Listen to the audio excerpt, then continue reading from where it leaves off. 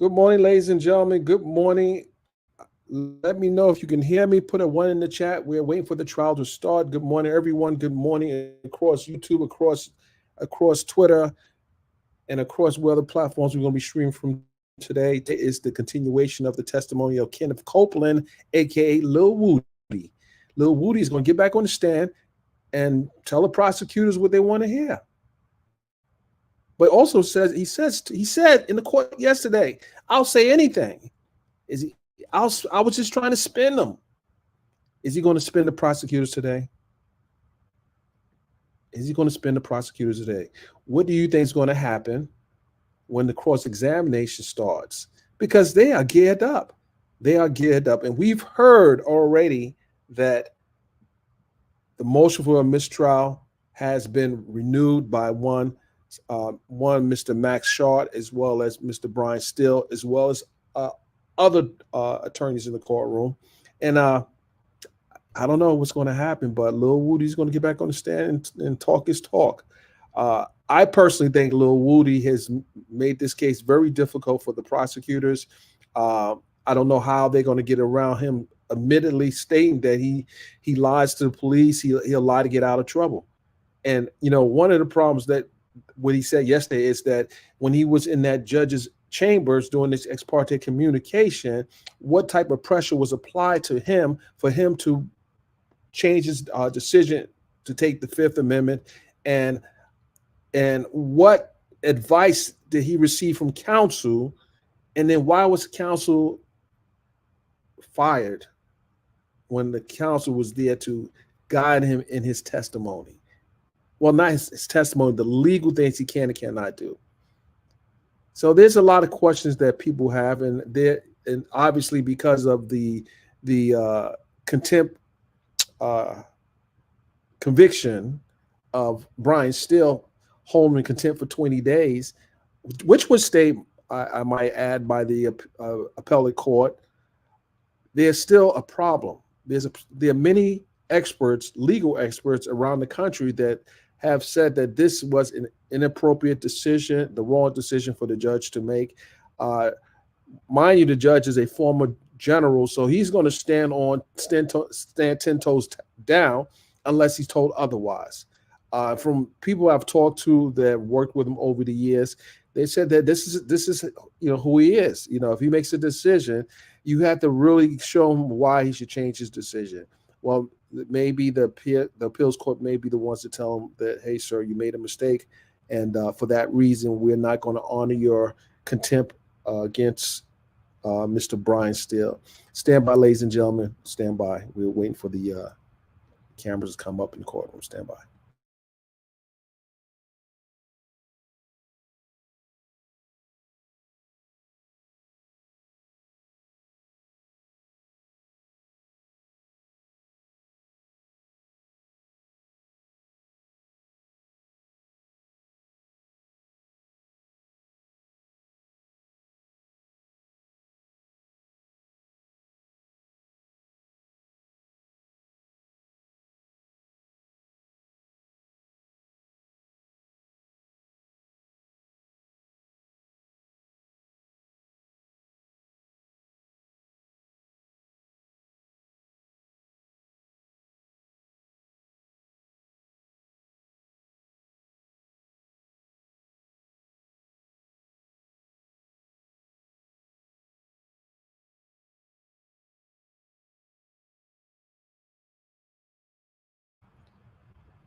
One other thing for the people that are on Twitter, we have a live chat going on YouTube.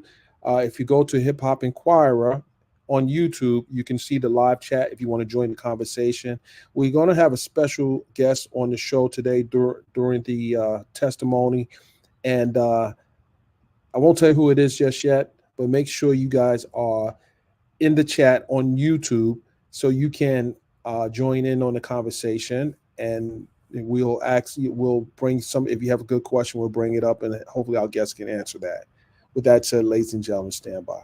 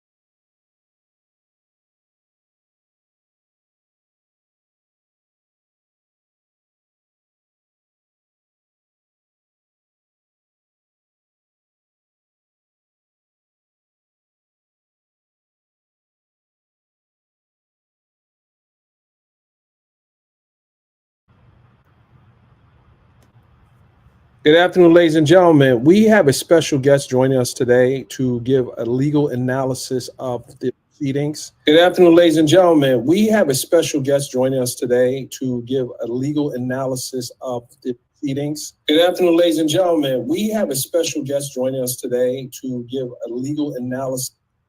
Okay, now that we said that three times, ladies and gentlemen, stand by, stand by, stand by.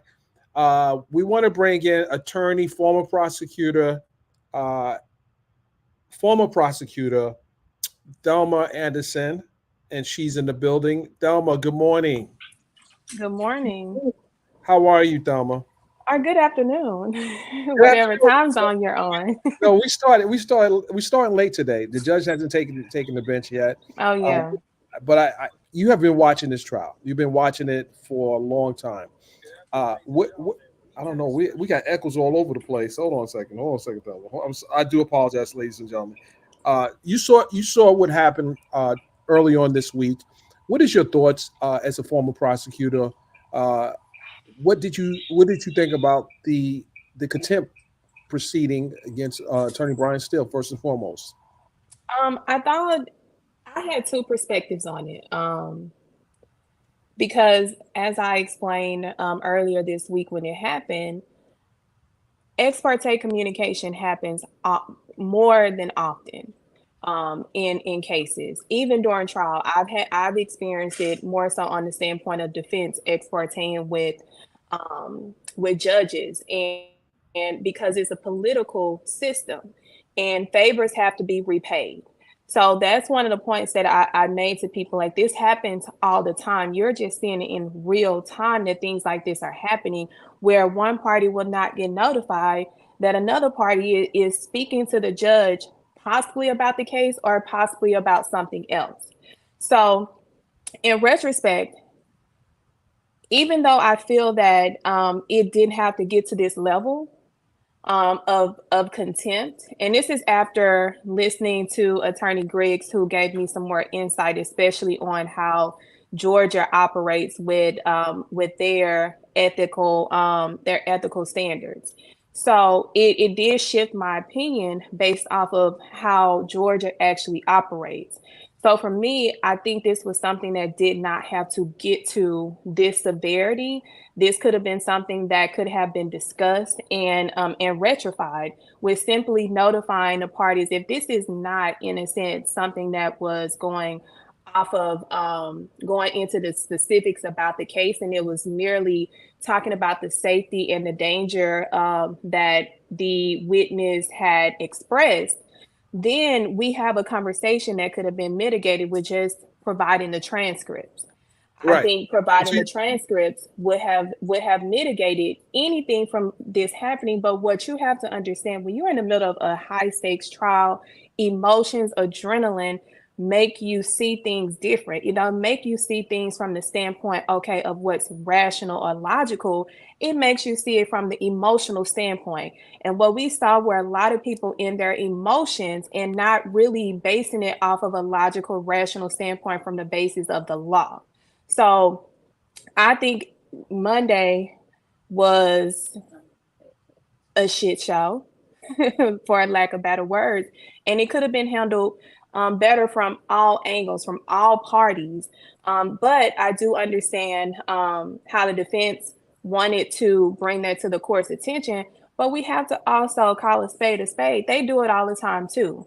You can't now. You want to call it at the point where it could affect your client when you do it all the time as well. Both sides do it, the state and the defense.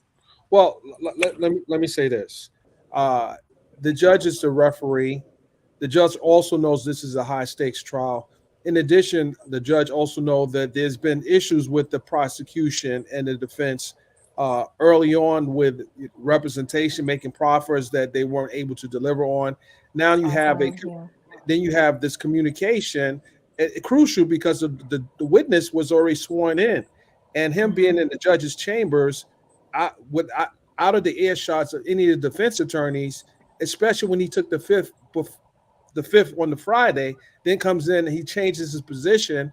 That is concerning because no one had the what knows what happened between 9 o'clock in the morning when we got to court and the 3 hours we waited to get inside that courtroom. Then he's ready to talk and say anything that, and he says this yesterday. He says that when he was talking to those detectives, he was saying anything to get out of trouble. So Yeah.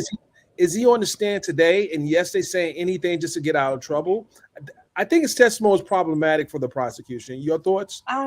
So let me go back to before going into that standpoint, because we didn't address the other issue, because there's a separate issue, which is attorney-client privilege, that one was brought up at the hands of the judge. So we know exactly who they are alleging that broke attorney-client privilege with communicating with defense counsels about anything that was possibly said within that meeting. So, and we have this individual who's now on vacation that is being assumed to have leaked information from inside of the judge's chambers, which is going to be problematic. And that is something that I asked Griggs on Monday. I said, what are the consequences if this is in fact true that Lil Woody's attorney possibly leaked this information? Allegedly, this is not something that is factual, Right. but he said the consequences under in Georgia is disbarment. So it brings up a whole different problem that even still I don't think still under I think he understood, but at the same time he's erring for his client. His Right. position is for his client's best interest and not the best interest of this attorney that could have some kind of consequences for this. We saw this in the Funny Willis Senate hearing where they couldn't get into certain specifics because of attorney-client privilege. So I wanted to bring that up because there's another issue that could and will have to be addressed at some point because Right. this person is now on vacation. Well, Now, when let me ask you this question, but that's a uh secondary issue. The hmm primary issue is that we have a trial, we have jurors in the box, we yeah, have a conversation, communications that happen behind in the judge's chambers, and we don't have transcripts. There's going to be yeah, cross examination either sometime today or Monday, and the defense attorneys need the transcripts to be able to know how to proceed with yeah, this particular witness because you're going in with blindly when you don't know what was told to them, what was promised, what was threatened to. We yeah. don't know any of that. And I think that the judge, knowing that this trial's already cost the taxpayers of Fulton County a lot of money, should do whatever he can do to expedite this trial. Your Yeah, thought? I feel that the transcript should, for full candor, and transparency, I do believe that the transcript should be released, and should have been released up on the request to clear up any misinformation or miscommunication that has been alleged as to happen, so that everybody is aware, and this could have easily been mitigated with all the breaks that they were having, because the court reporter can easily go back to that day, pull up those transcripts, because one, not only do they transcribe, they actually have recordings of these conversations where they go back and they go in and make corrections and modifications to their record to make sure that it's accurate, because we know we have so many people talking at the same time that they have to have these additional audio recordings in order for them to modify and have a clear record. So I think erring on the side of caution, the transcript should have been released, but I do think the judge was more focused on who leaked it and not the actual merits of releasing those transcripts, to the extent that would have cleared up a lot of things in this matter. And going into Lil Woody being problematic, this is what I tell people all the time: you take your witness how they come. You cannot guarantee a witness is not going to flip on you. You cannot guarantee a witness is not going to be cooperative. You probably in your lifespan of being a practicing attorney, the ones that actually litigate, you probably are going to get two or three perfect witnesses out of your lifespan. Everybody else is going to come with issues, going to come with problems, and you are witnessing what happens on a regular. They're just able to witness it in full video mode of how a witness will turn on them. And I think it's problematic for both sides. Then let me tell you why. When Love mentioned that this particular defense attorney was making body gestures like this to the defense, that is problematic because you are literally putting out there in the atmosphere that these two sides are now colluding together to come up with this different story that was told before so that they can get the outcome because they know Lil Woody is the smoking gun. On the Well, other, he might be the gun, but I don't know if this gun well, is smoke. no, well, when we're talking about, yeah, when we're talking about the elements, when we're talking about the elements, however, when from the standpoint of the state, I keep saying this because I said this before when we did a live. Why are you fighting with this witness? Play his freaking statement, play his in that the interviews, go to that immunity order that was signed, and let it be that. Stop getting up there and tussling with these witnesses because you are doing nothing for yourself and you're doing everything for the defense. So I don't Absolutely. know why they are not following that strategy because I didn't play. You get to impeach your own witness and you get to treat your witness as hostile. Put the freaking audio recordings from the interrogation where he just started spilling. They weren't even asking certain things. He was like, I want to roll on this person. I can get you this, and you leave it at that. Stop fighting with this particular witness because he's playing a game, and unfortunately, he's not going to. He's not going to win in the end on his behalf, but it's going to be leverage for the defense. But also, like I said, the defense has to be careful too because it's out in the atmosphere that they're colluding with his attorney to get a different result. Well, I want to talk about that. There's been claims as well from the defense that the prosecution has done things, uh, for example, uh, body gestures in front of the jurors, having the big guy standing outside with the black on. We haven't found that big guy with the black on. It wasn't me. I'm big, but I'm not. I didn't wear black that day. So there's many claims that have been made on both sides, and the way the judges I'll just say chastise both the defense and prosecution. I don't know if that's enough because this is playing out, and a lot of this is playing out in front of the jurors. So Listen, the reason why I'm laughing, Dennis, is because I used to do that. When I would hear something outlandish from opposing counsel, my body language, and I've had jurors tell me on several occasions, like even though I held my composure, I knew when to hold my composure, and I knew when to make that particular gesture to something that was in fact not factual. However, I do agree I see it, and I'm like, this is something that I used to do. I used to play and look at the jurors and be like, "Are you serious? Really?" Like it's they do it all the time, both sides. The only difference is we are seeing it in full HD 6K um, camera. And somebody they just asked for us to clarify the which attorney was they talking about with Lil Woody, not the female attorney she was standing in. We're talking about the male attorney that was there on Friday before he took off on his non-refundable plane tickets. and I want to give some clarity. The person he was he was not in town. It was the female attorney that was in the Mm-hmm. chambers with Lil Woody. Mm-hmm. So it wasn't him. And Well, can you talk before going to that? Can you talk about this use of immunity because we've seen use immunity used before in the Tory Lanez trial. Explain yeah. to the audience what's the difference between use immunity and full immunity. Use is limited. So use immunity is limited for just like when implicating. When you are implicating, you are doing an implication for a better outcome than you would have had before the implication. It's not saying that you're going to be resolved of everything. It's just that you're going to get a more favorable outcome. Use immunity is saying, okay, we need you for this particular testimony.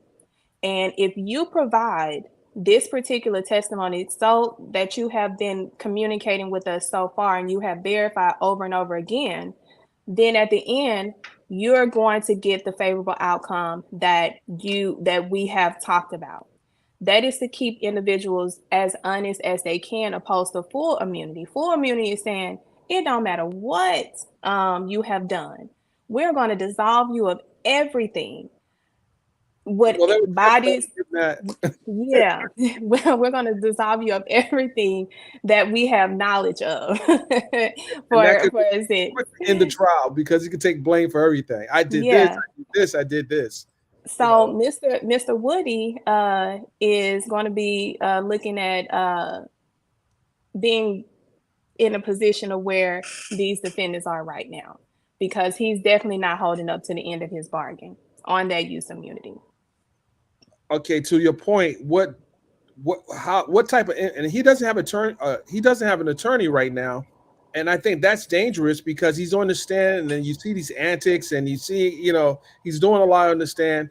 He doesn't have an attorney. At least Kelsey Nicole in the Tory Lane's trial, she had her attorney in the courtroom when she was testifying, and she kept on taking breaks because she knew that she was walking a tight rope. In this Yeah. case, he has no counsel, and I don't know if it was the best thing for the judge to allow the attorney to put in her papers, so to speak, during a most crucial part of this testimony. I have never seen in my time an attorney release, I mean a judge release an attorney when a client is under oath testifying in live trial. I've never seen this happen. I I think, and this is just my gut intuition, this is happening because of all the errors that have been committed prior to this.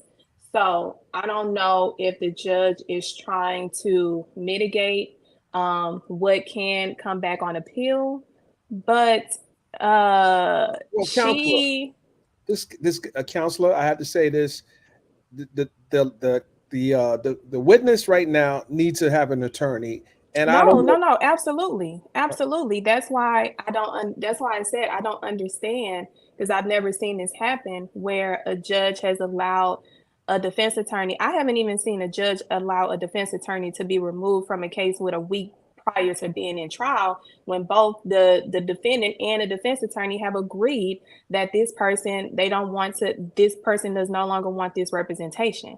I haven't even seen it that close. So to be in the middle of trial under oath and testifying, that blew me. Right. Do you think that this witness should have not have been called until he was able to have counsel, and the court could have appointed him counsel? That we had Well, at least here's the thing. we had 25 in the hallway waiting to help Brian Still. But here's the thing. He had an attorney. His attorney, well, hold on, wait, let me go back, because he probably didn't have an attorney, because he told the state he didn't have an attorney. And there was email communication that alluded to that. It was a bunch of back and forth.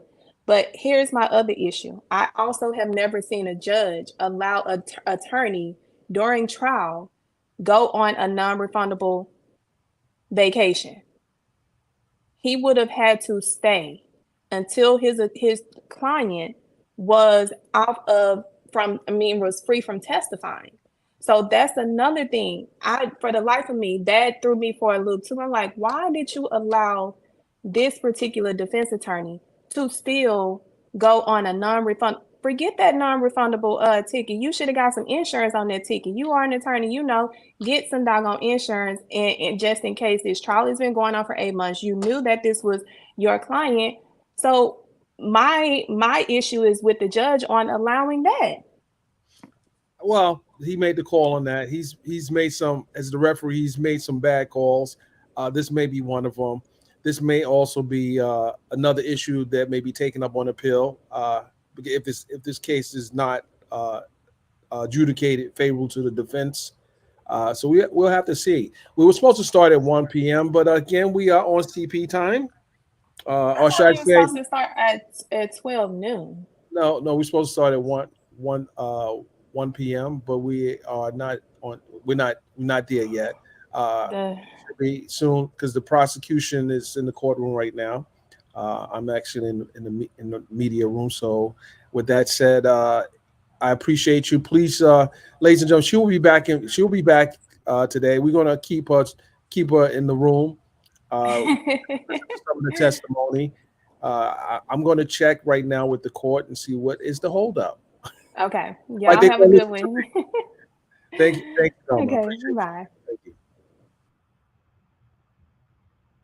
All right, guys. So that's another perspective, and we are going to be joined with someone else throughout the this hearing today, the trial today, and I had to check in the court. I'll see you guys in a minute. I really will.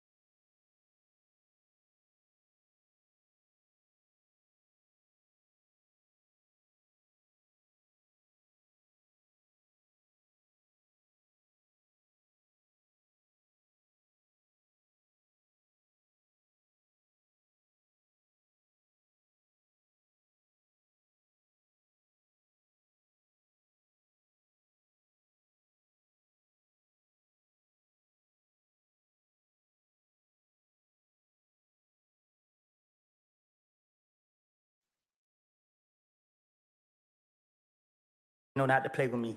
Okay.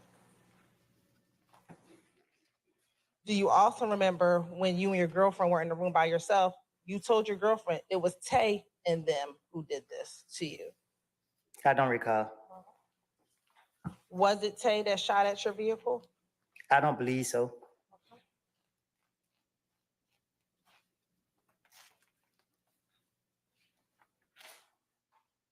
Do you recall in that same interview being concerned about being labeled a snitch?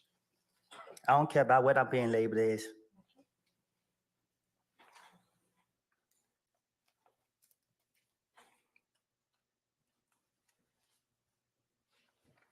Let me ask you this. During this time when your home was when you were being shot at with your daughter and your then girlfriend, how many other family members' homes have been shot at that year? Objection calls for speculation and hearsay. I'll sustain as to speculation. I will overrule as to hearsay from Mr. Steele. To your knowledge, how many of your family members' homes have been shot up back in 2015 after Nut died? Objection relevance. Overrule, sir. I can't recall. Do you know? Okay, let me ask you this. Was your brother's home shot at? No. Okay. Was your girlfriend's mother's home shot at? Yes. Okay. Was your sister's home shot at? Yes.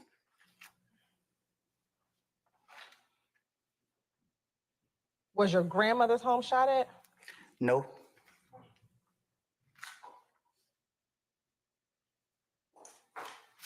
Did you think you were being retaliated against? Huh? When all the shootings were happening at your family members' homes, did you think you were being retaliated against? I didn't think Did you know? clearly. Okay. Why were you being retaliated against?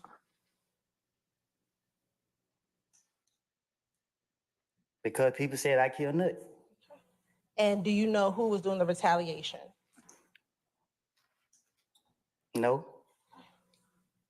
Do you recall telling detective in the same February 20th interview that it was a whole gang after you? Anytime the investigators talk to me,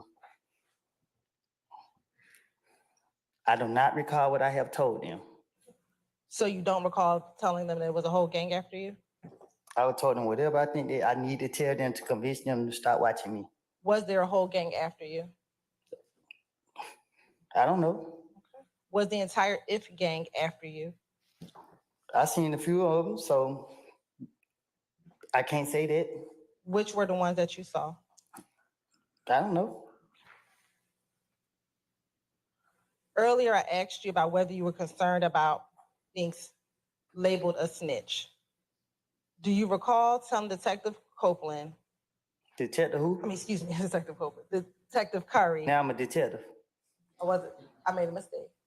Talking Correct. about Detective Mr. Copeland. I'm about to ask you a question. Do you recall telling the detective,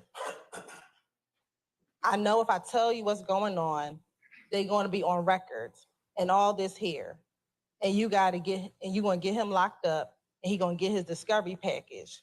First thing they're going to do is send it to two places, to the street and to prison, and float it all around the city of Atlanta, and then all around prison. But my name's over that. I'm not going that way.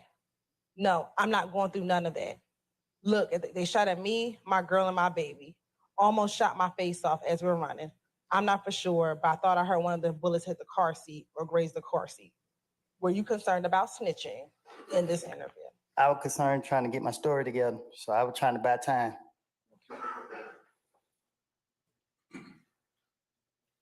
Did you also tell in that same interview, I just know the trouble I'm putting myself in.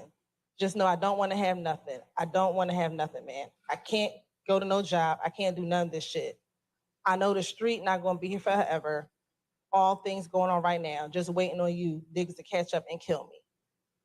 Again, not wanting to snitch on who did this to you, your child, and your baby. My only motive was anytime the police questioned me was try to figure out how could I get myself out of it. Anytime they asked me any questions, I was trying to, if I couldn't come up with no answer right then and there, I was trying to buy time to think of something to say. When you met with Mr. Curry, weren't you going there as a victim of an aggravated assault? Who? When you went to go meet with the detective, did they ever put handcuffs on you? Because they wanted the gun. Did they ever put handcuffs on you? You hadn't answered the question. Did they ever put handcuffs on you? One of the officers put them out, and he told me we don't need that. Okay, so they never put handcuffs on you? Overruled, sir. Did they ever put handcuffs on you? I don't think so. Okay. And when you left the interview, did you leave that interview without any handcuffs on you? Yeah, I left. I went back to the streets. So again, when you went in this interview, you were not in trouble. I was. Basis. Overruled, sir. Were you arrested at all on February 20th when you went to go speak to the police about being shot at? Were you ever arrested that day when you went down to tell the police about what happened to you, your child, and your girlfriend? They locked me up the next day. I asked you, were you arrested that day? No, they locked me up the next day. Were you arrested that day? Overruled, sir. Were you arrested that day? No.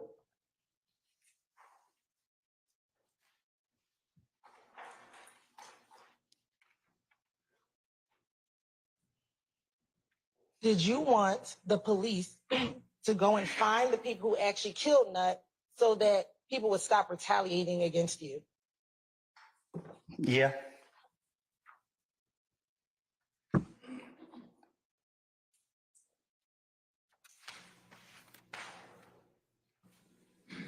Do you recall being asked by the detective, you knew one of them. I know you knew one of them. Your face tells the story. Now, out of all the ones, I mean, you might know the other ones, but I know you know one of them because the face tells the story. Because the face tells the story of somebody being close that you trusted. And your response was, it ain't that. The truth is, I wouldn't say that person because I'm not 100% sure, but I know only one person. What's your base of your objection, sir? Foundation, predicate. Okay. predicate transfer. All right. Foundation and predicate. I'll sustain the objection. Go ahead and rephrase, madam. Did you know at least one of the individuals that were shooting at you back in February of 2015? On my daughter's life, when that car pulled up on me, all I saw was a gun come out the window. They said, I never seen no one face. They was questioning me. They constantly kept telling me, you gonna let dudes shoot at you and your kids and this and that. And I'm telling them, and they won't believe me that I'm telling them, I didn't see nobody's face. I didn't see nobody's face. And then after a while, I got tired of them asking me, so I don't recall if I just went ahead and said, yeah, I seen Tay. I don't know how it came out, but in my heart, and still to this day in my heart, I do not believe Tay had anything to do with me getting shot at. Okay. Do you recall telling your girlfriend when it was just the two of you, I did when he jumped out the car? I know exactly who I saw. I don't, at that point, it was so much pressure on me. Yeah, I'm a daughter crying, trying to take her to the hospital. Somebody pull up on me soon. I'm trying to figure out what made me have the gun to go to the hospital. It's all type of stuff going through my mind. I don't know. Too much going on. Yeah, I can't because she keep asking me these questions and. Mr. Copeland, just take a breath, okay? We do need to take down your testimony, so you do need to speak a little slower, all right? Okay? All right. All right.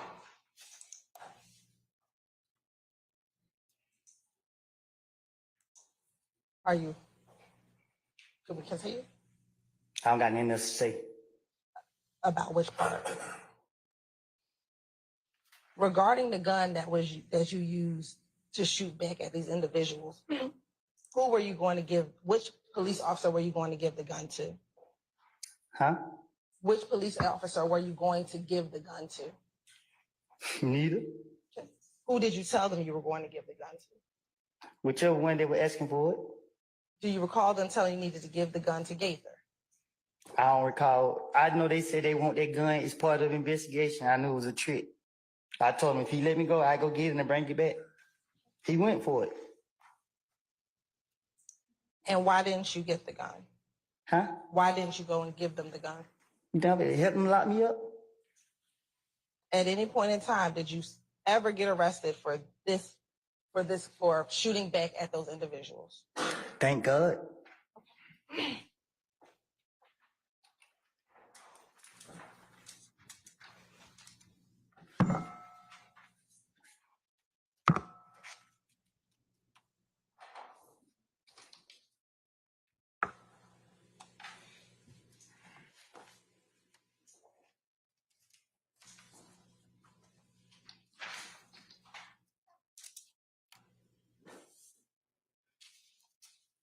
Do you recall them asking you some more questions about Tay, and you providing them information about where Tay was from, what part of Atlanta he was from?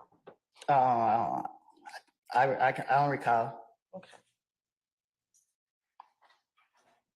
Do you recall the detective asking you, we only know there's a guy by the name of Tay. Where's Tay from? What area he live in? And you told him that he was from Simpson Road area. You recall telling the detective that? I guess I don't remember what I said to him. Do you recall? Because at that point he had put too much pressure on me, and you know what I mean. I'm just thinking because he told me. I remember him saying he want that gun. That's all I remember him kept saying. He want that gun. And when you say putting pressure, what do you mean? Same thing you doing to me now. You keep putting pressure on me. Okay. Was he yelling at you at all during this interview? I think he kept saying, I'm letting people shoot at me while I got my child. And My loyalty to the streets, not my loyalty to my child. So was he just trying to get you to tell him who did this to you, your child and your baby? I stand the questions to form. Did he ever threaten you to give a name? Nah, but he kept asking me to make me say a name, and you like how you keep asking me a question. I'm gonna say something to answer you, so you can stop asking me the same question.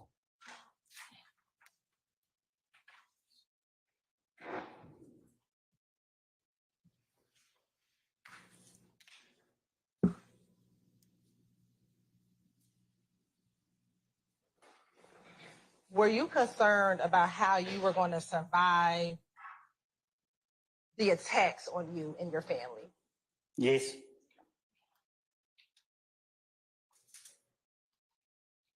And again, were you concerned that because you had already spoken to the police about Nuts' homicide, that people were considering you a snitch, that people thought you were a snitch? I don't get what you're saying. Can you say that again?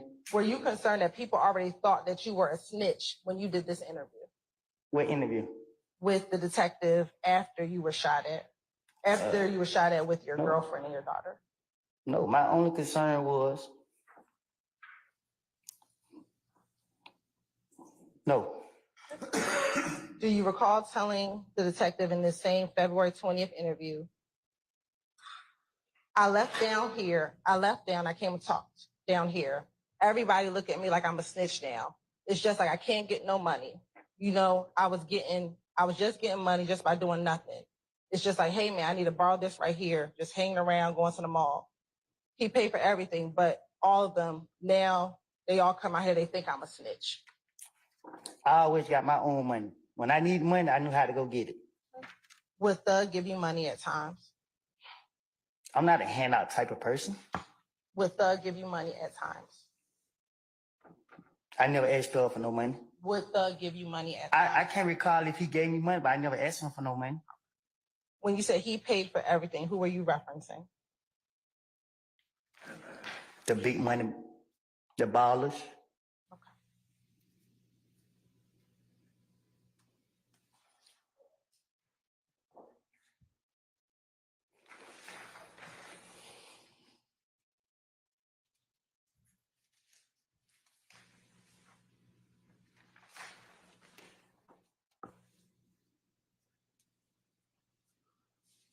Were you concerned that young Thug had washed his hands of you? Huh? Were you concerned because you had been speaking to police that Thug had washed his hands of you? No, I didn't need Thug. All right. Do you recall telling the detective in the same interview on February 20th, 2015, he asked you, so basically Young Thug washed his hands of you? And your response, yeah, because I came and talked to the detectives and them folks in the street saying I'm a snitch, I'm a snitch, I'm a snitch. Nobody don't want to hang around me. I called my partners. They don't want to hang around me. It's like, what the hell? What the hell all this come from? What the hell is going on? Do you recall telling the police that? The police so concerned about Thug, I was removing myself from him.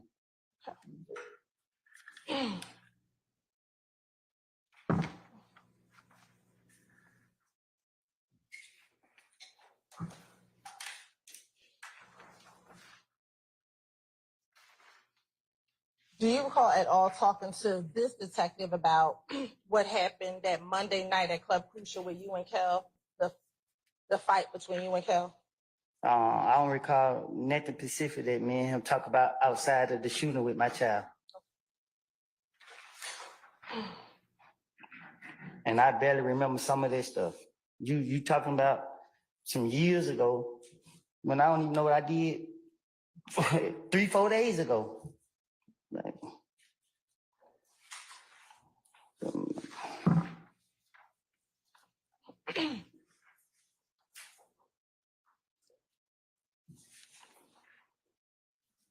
Do you recall telling your girlfriend, again, when the two of you were alone in the room, no matter which way it go, I'm going to lose anyway if I tell them that Tay did it? You recall having that conversation with your girlfriend? You say it again? Sure.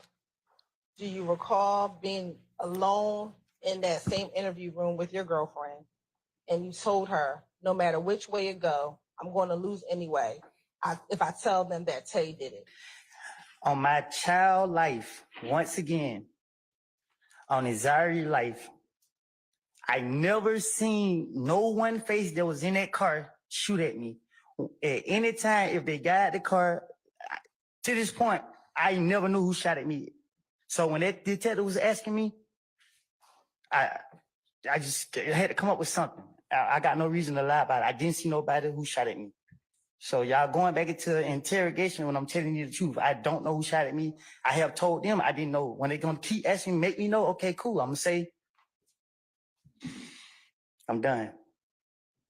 Do you recall being hesitant in the February 21st interview? And we're going to get to that interview with Detective Gaither when she showed you a photographic lineup and you actually eventually pointed Tay out of a photographic lineup.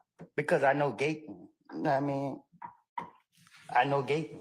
I know they, I mean, she one of them people that she got it out for me. So I didn't care. I was just trying to get it out. I get them out for me and trying to convince her. And trying to convince her is very hard to do. So I had to go through with it. Even though in my heart, I knew that he didn't shoot at me, or he would have never shot at me.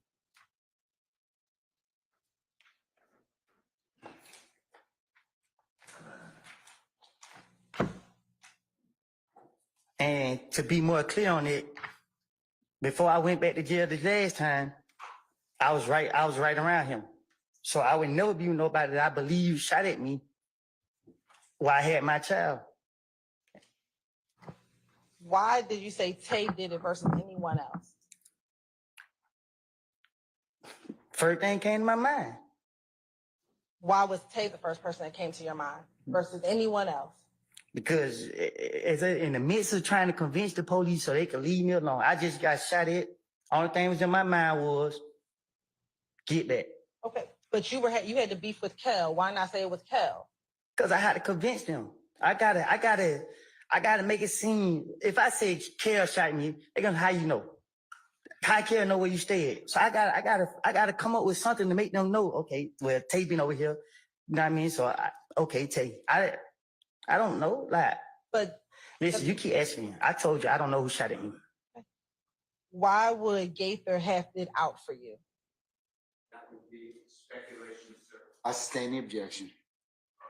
Well, you said she had it out for you. What makes you think she had it out for you?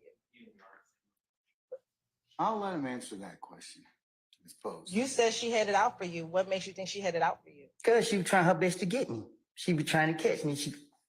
Didn't she advise you to leave town? But Your Honor, it's a contradiction of what? Not a contradiction. Hold on.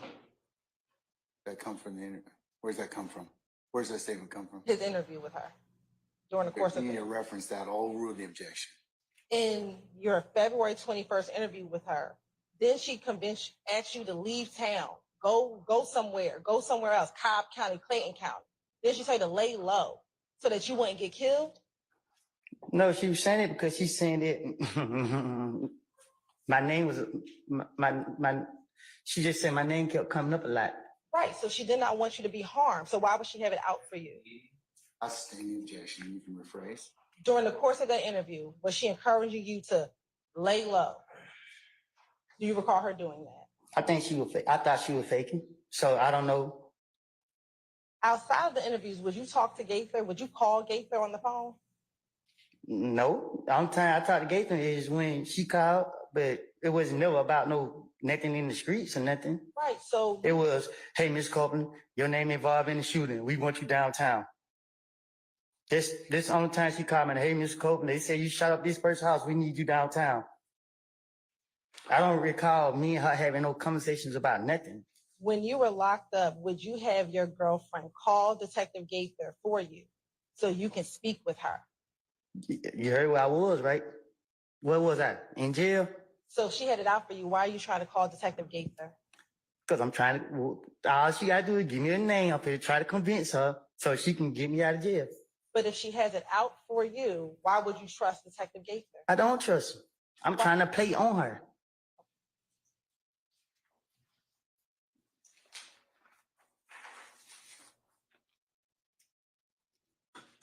I want to go back very briefly to the interview that you did, the first interview you did with Detective Gaither, after your car was shot up on the car was shot at on the highway. Okay. During that interview, at the time when your car got shot at, did you know about Lucci's mother's home being shot at? What you mean? Were you aware that Lucci's mother's home was shot at? Huh? When you met with Detective Gaither Right. about what happened on the highway, during that time period, were you aware of Lucci's mother's home being shot at? No. Do you recall talking to Detective Gaither in that January 28th interview about Lucci's home being shot at? I can't recall. During that interview, do you remember telling Detective Gaither and Detective Dennis that Lucci's mama and dad got shot? So Nick called Big Boo's phone, and we was at Big Boo's house.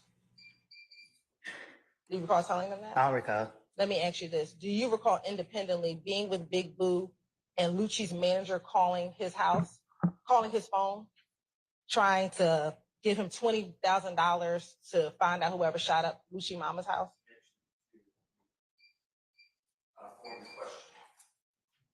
I'll stay in this form. You can rephrase. Do you recall being at Big Boo's house and someone from Lucci's manager calling Big Boo back in 2015? I don't recall.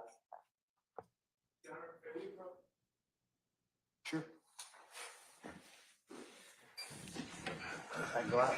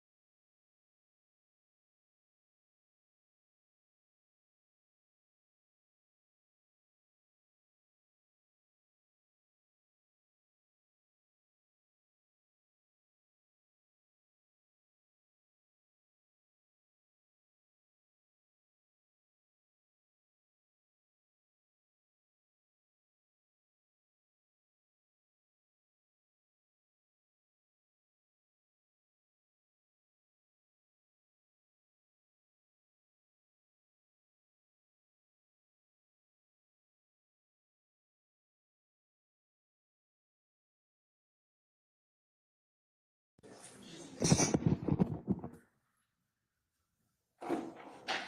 right, let's bring Mr. Copeland back in, please.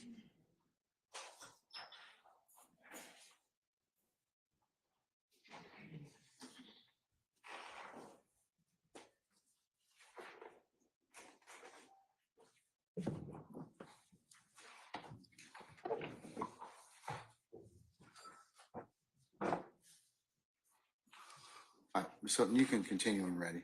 Thank you. So I'll just ask you again. Back in 2015, do you recall being with Big Boo when Lucci's manager called him? I don't recall. Do you recall telling Detective Dennis and Gaither in the January 28th interview,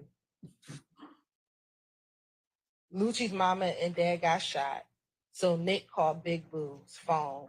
We was at Big Boo's house. And the first thing that nigga said was, hey, Boo, Lucci's mom and dad got shot. Somebody shot up his mama and dad. Somebody's house got shot up. It's $20,000. It's $20,000, man. There's $20,000 on their head, or whatever they said. And you heard that conversation. I don't recall. Okay. And once you heard the conversation, that you took the phone from Big Boo and you told the person on the phone, I ain't did nothing. I didn't do that, bro. You know, don't scream my name. I didn't do that. And you kept telling that person that you did not shoot up his mother's house. Do you recall doing that? I don't recall. And did you shoot up Lucci's mama's house? You shake your head just so. No. Okay.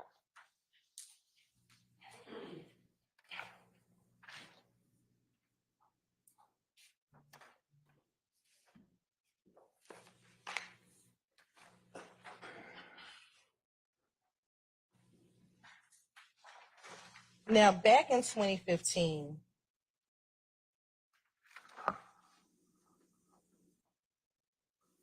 who were the people that you would spend the most time outside of your family?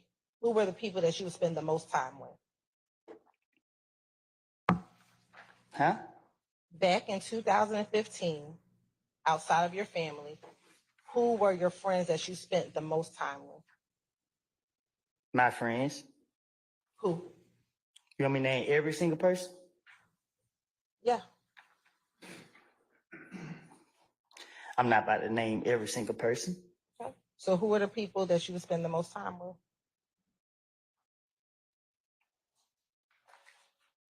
I can't recall. Do you recall telling Detective Gaither that you only keep a couple people around you, and it's really just Little D and Shannon? Do you recall telling them that? Probably so. I can't recall. Okay. And then you also said sometimes Moonsoon, but he might come around, but not every day. I don't recall.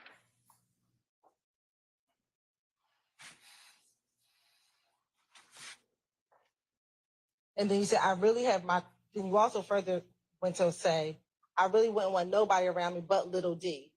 Your Honor, form of the question is my same objection. I'll sustain the question. You can rephrase. Sure. Between Shannon and Little D, who's the person you would have most around you?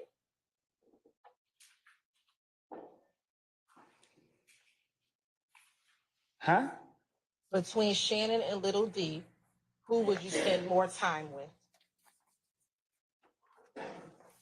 I can't. I don't know. I can't. I don't know. Do you recall telling Detective Dennis and Gaither that I wouldn't want nobody around but Little D?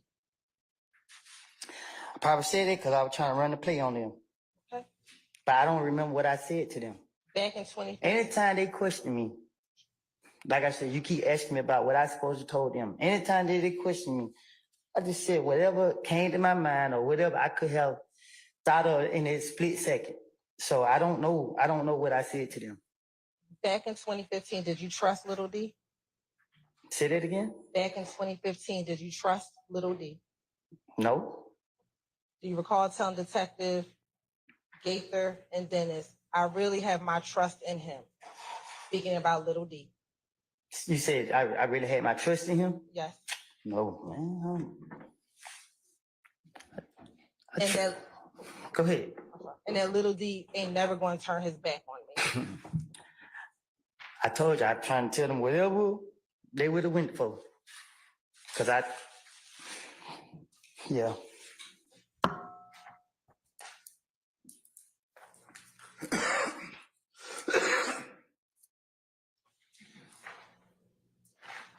The gun that little D from Cleveland bought from you from the pawn shop, what kind of gun was that? I can't recall. Do you recall it being, as you described, a chopper? Probably so. Can you tell the jury what you would describe as a chopper? What type of gun is a chopper? I can't recall. You don't know what type of gun a chopper is? Do you not know what type of gun a chopper is? I don't know what I done told them. I'm asking you separately. What kind of gun did little D purchase for you? A rifle, Okay. Is a rifle a chopper? I guess.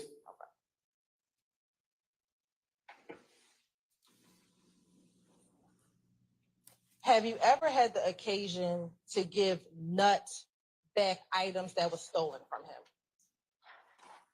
Back in 2015 before he passed away. Yeah, Okay. First, who stole the items? I didn't. Do you recall telling me the other day that you did take the items? Yeah. I said, I don't. Did you tell me You that? just asked me that I gave it back to him. I gave it back to him.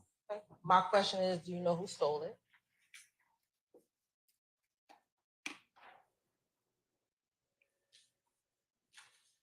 Huh? Do you know who stole it? I told him a friend of mine stole it. Okay.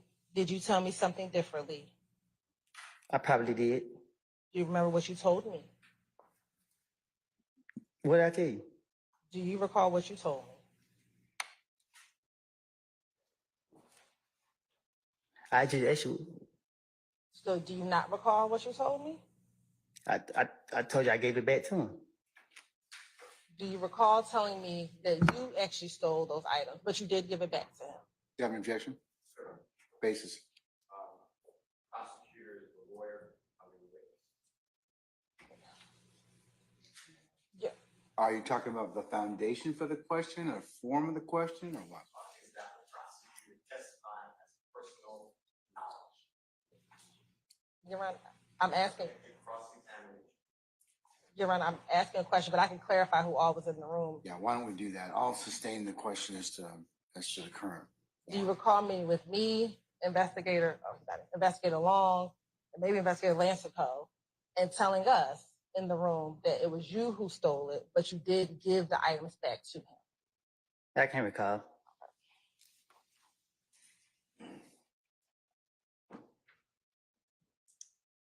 When you gave the items back to him, do you remember where you were?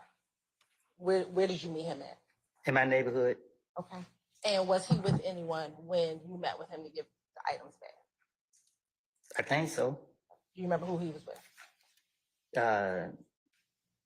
Oh, I can't say who the people was that were with him. Do you remember him being with Greedy, his brother? Probably so. I don't know. Do you remember just telling the detectives in that January interview he was with Greedy, his brother was there? I guess I don't know. I can't recall. Do you remember what type of car Donovan had? Oh, excuse me, Nut had. A truck. Do you remember what kind of truck? It was just a truck. Do you remember telling the detectives back in that January interview it was a green Tahoe?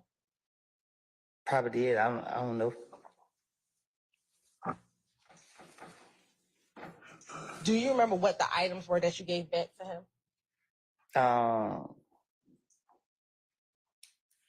Yeah, his driver license, phone, and his necklace. Describe for the jury, if you remember, what the necklace looked like. What you mean? Do you remember what the necklace looked like? Do you remember what the chain looked like? Yeah, it was a necklace. Was it a peanut? Do you remember? Oh, I think so. I think it was a nut. I don't. If you don't remember, it's okay. Yeah, I don't know. All right.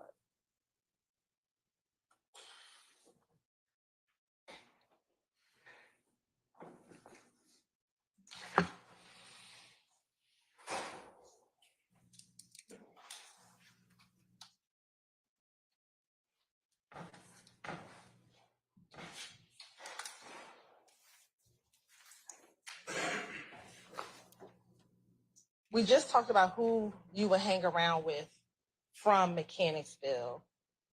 Do you recall telling Detective Gaither and Dennis back in 2015 that you're not going to see you hang with anybody besides Shannon and Dee, who is from Mechanicsville?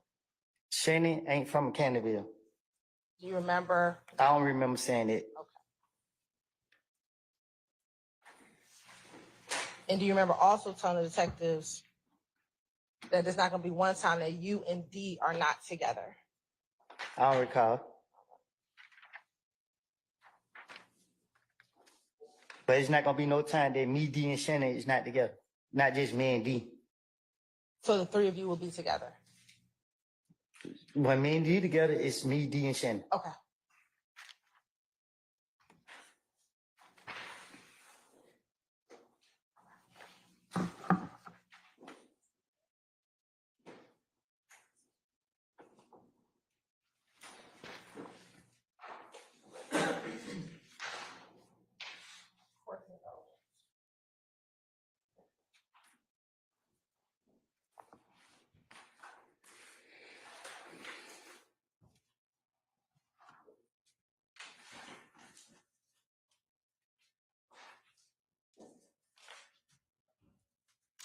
Now, we've talked about briefly another interview that you did with Detective Gaither after you were arrested for probation once your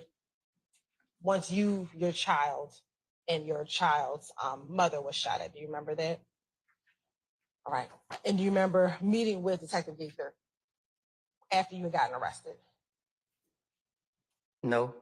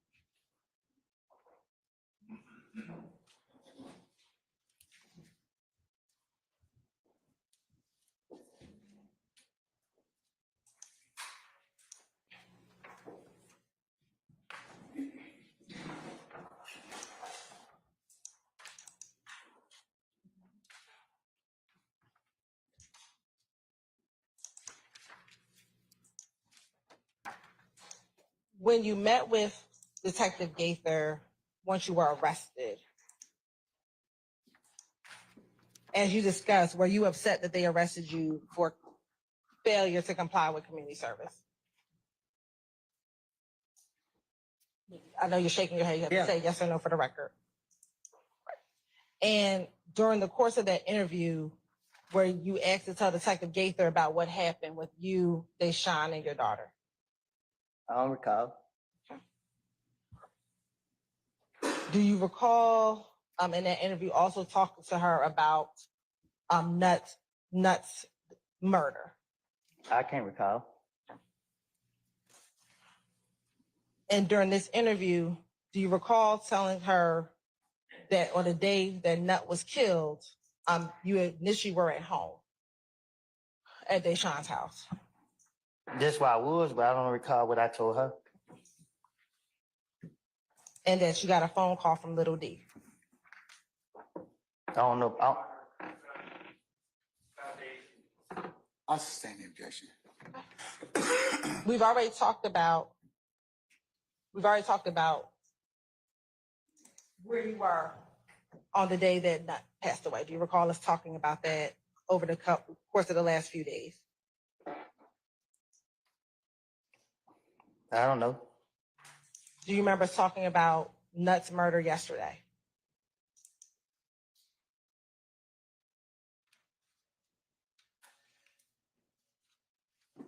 What you mean? Do you remember me questioning you about where you were when Nut passed away yesterday? You said you asked me that yesterday? Yes, sir.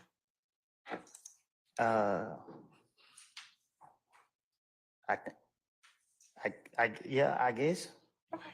If you don't remember, that's fine. Do you remember or no? No, you didn't ask me yesterday. Okay. Do you remember us talking about it since you've been on the stand, though? Talking about what? The day that Nut passed away. Yeah, that's what it's about, right? Okay. Cool. You're on permission to approach?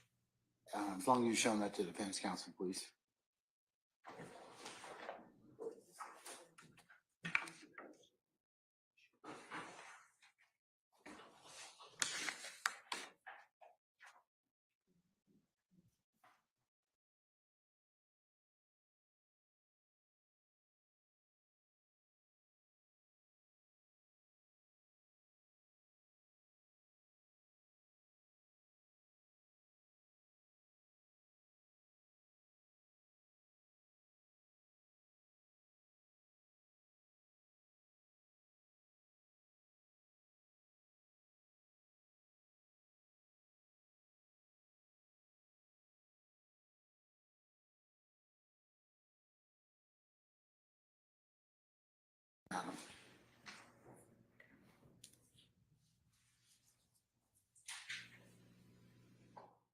I'm showing you what the market says given 378 Yankee D1. Do you see yourself in that picture? Is that you? I guess. Does it look like you?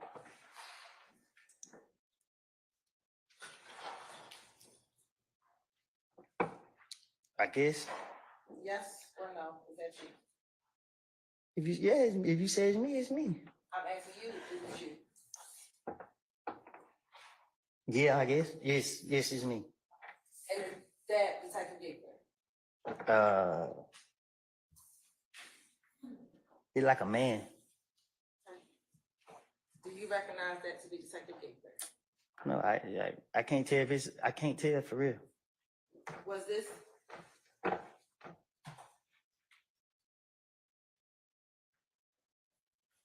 Your Honor, permission to.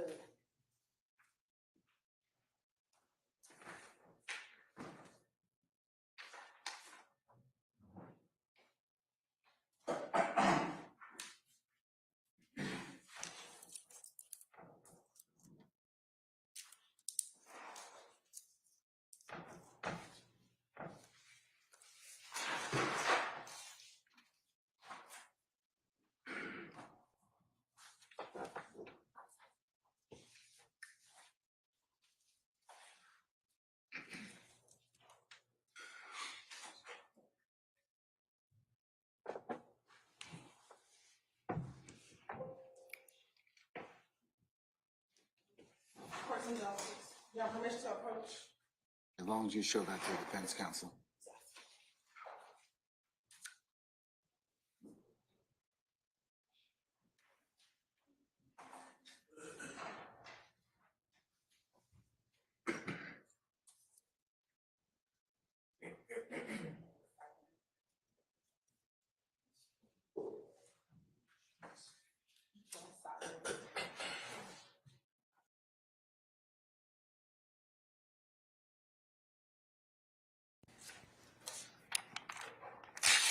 Mr. Coco, I'm showing you a portion of 378 Yankee Delta on here. Does that look, do you see yourself in this video?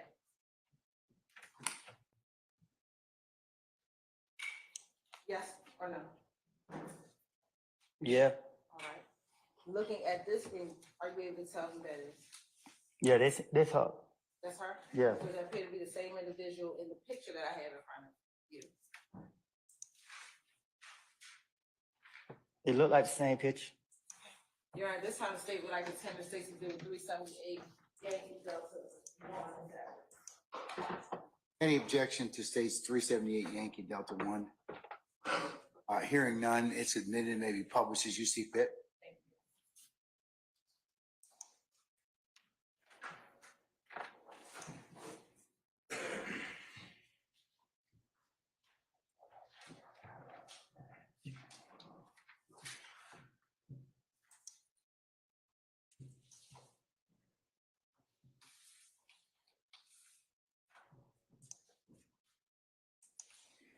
Mr. Kearns, can you enable share?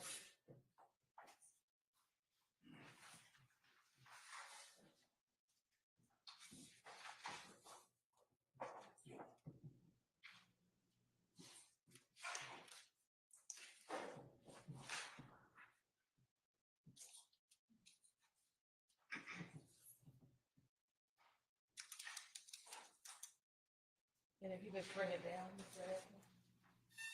No, down.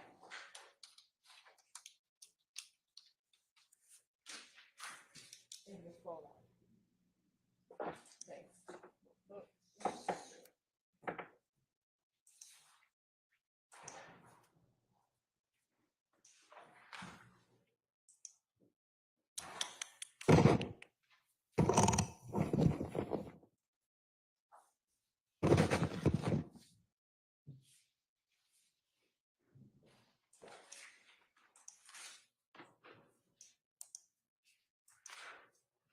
Mr. Koba, are you able to see the dates and the time of that interview?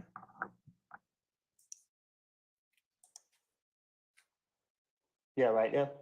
What is the date and time of that interview? February 21, Okay, and what year is that? 2015. Now, during this interview, do you remember anyone else being in the interview room with you? Do you recall Detective Thorpe was in there with you? I don't know. Okay. And during that interview, do you recall talking to Detective Gaither again about what happened between you, Deshaun, and your baby? I don't know. I don't remember. Okay. And during that interview, did Detective Gaither also ask you who shot at you? Do you remember Detective Gaither asking you about that? I don't remember.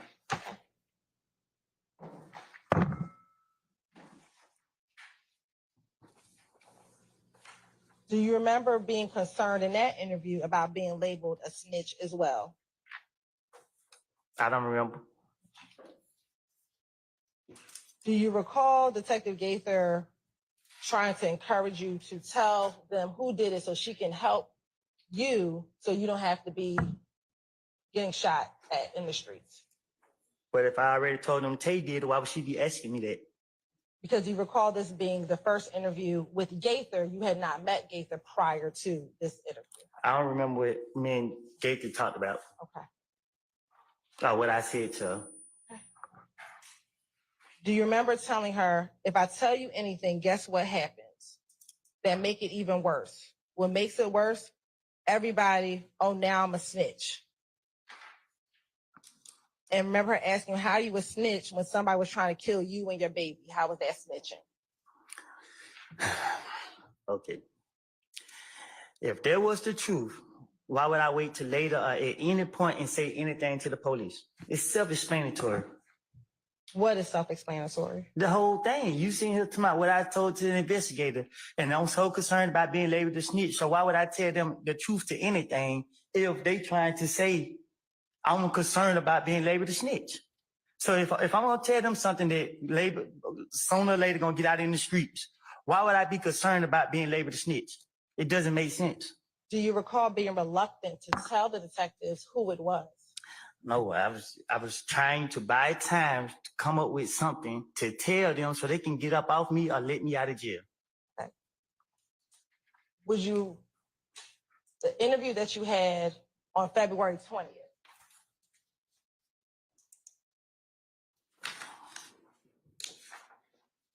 what time was your interview on February 20th, 2015? What time did that This paper? Yeah, what time does that say? What about What time is it on here? 1:41 What, AM or PM? a.m. And then what time did you meet with Detective Gaither? Well, look like I got on a right street outfit, so I didn't meet with her. And it say 3:53. On February 21st? Yeah, Is that PM? p.m. So did you meet with Detective Gaither the next day after you met with the first investigator? Yeah, All right. that's what they say. So if you just wanted to make something up, didn't you have time to make up a new name if it wasn't Tay? She was engaging me, it's hard to convince her. I got to, whatever I tell her, I got to stick with it. Wouldn't you want to tell Gaither the truth if you were trying to get out of jail?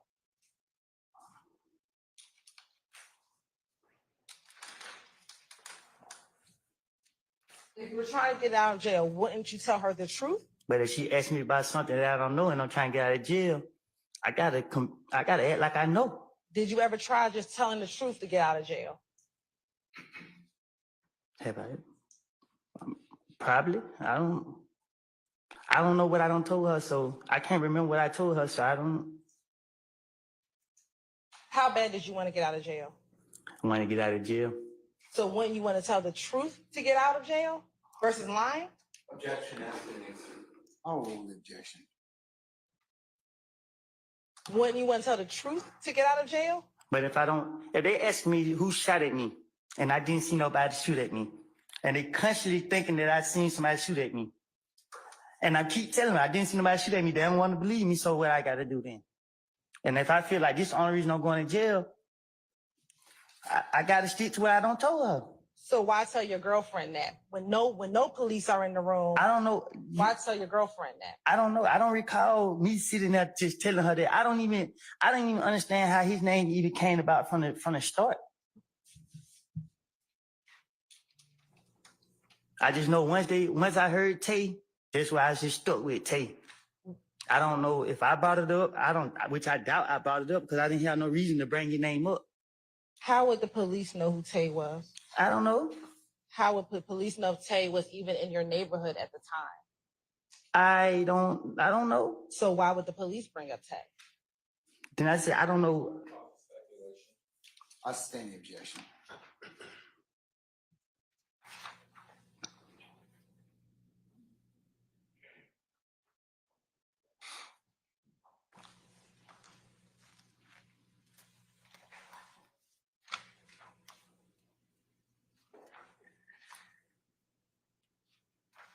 Do you recall providing Detective Gaither a picture of Tay before ever even getting into the interview room?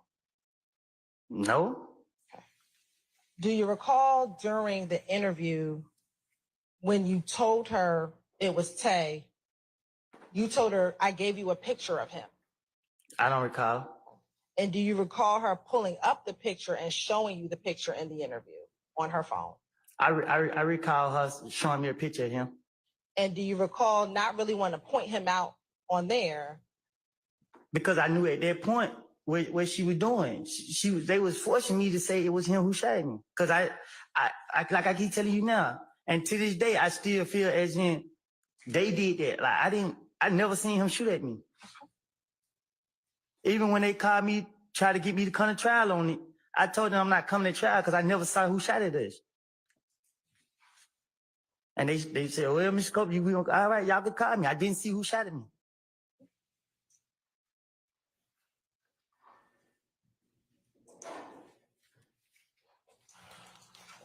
Were you concerned about being labeled a snitch because of what was happening to your cousin?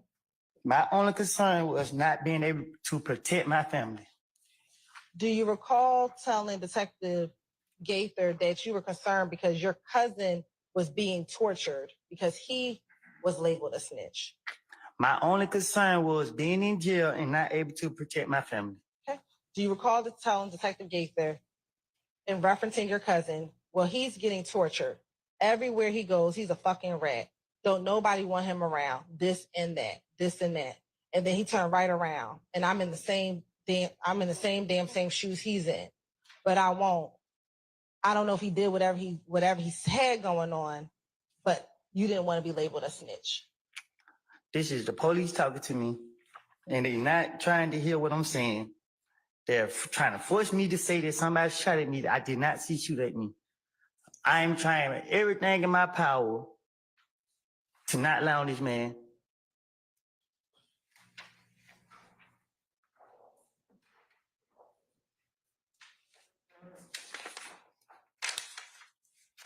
I'm not here to protect nobody that shot at me and my child.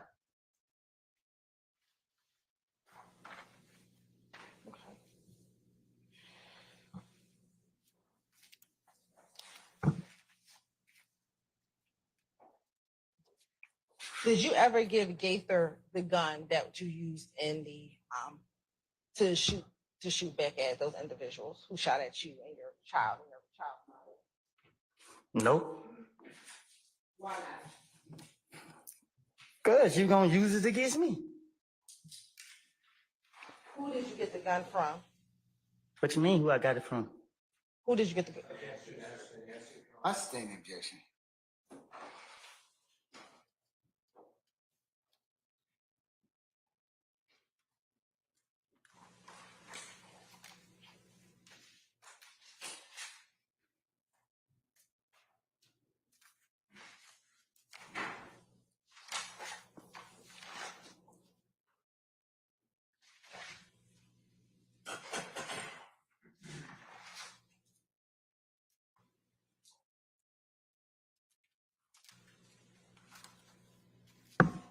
Do you recall being shown a photographic lineup with Tay inside of the photographic lineup? Say that again. In this interview, do you recall being shown a photographic lineup? I think so. Okay. And do you recall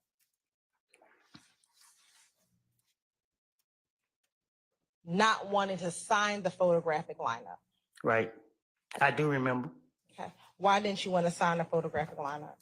Because in my heart and from facts, I didn't see who shot at me, and they constantly kept trying to say they kept pushing me to say to make me think that I saw somebody I know I didn't see.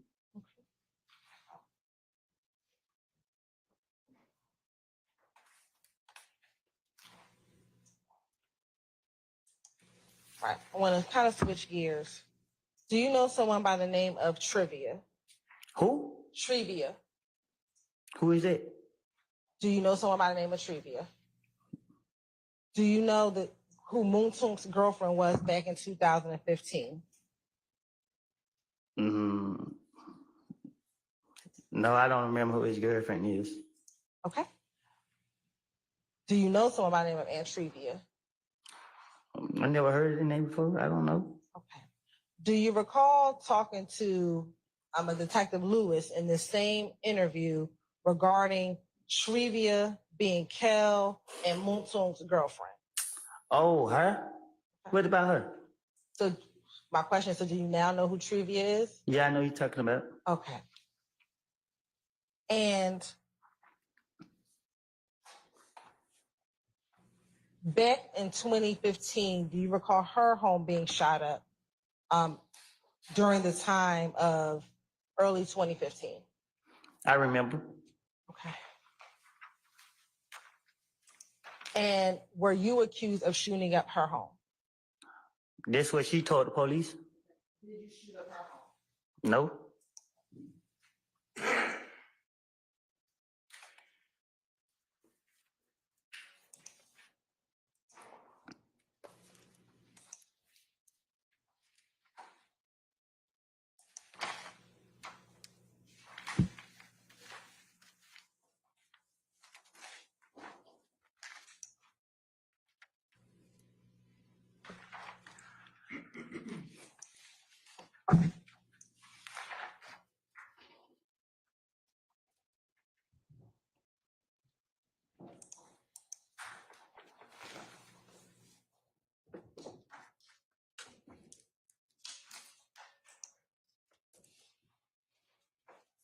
In the 3 interviews we've talked about so far, were you asked by the investigators to tell the truth? In the interviews we've talked about so far? It don't matter. Yes or no? Do you recall being asked to tell the truth? I don't know. I don't God bless recall. you. God bless you. You don't recall if you were asked to tell the I truth? don't. If you were asked to tell the truth, why wouldn't you tell the truth in those interviews? Why wouldn't I tell the truth? Yes. Because I know the police are trying to lock me up. What would they be trying to lock you up for? Say that again? What would they be trying to lock you up for? Whatever they can put on me. Did you ever?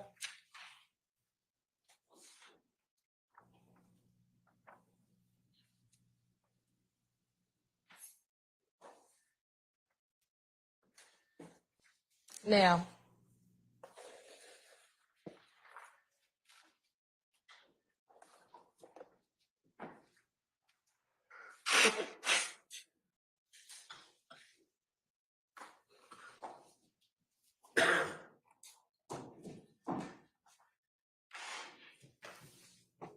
would telling the truth have gotten you locked up? Huh?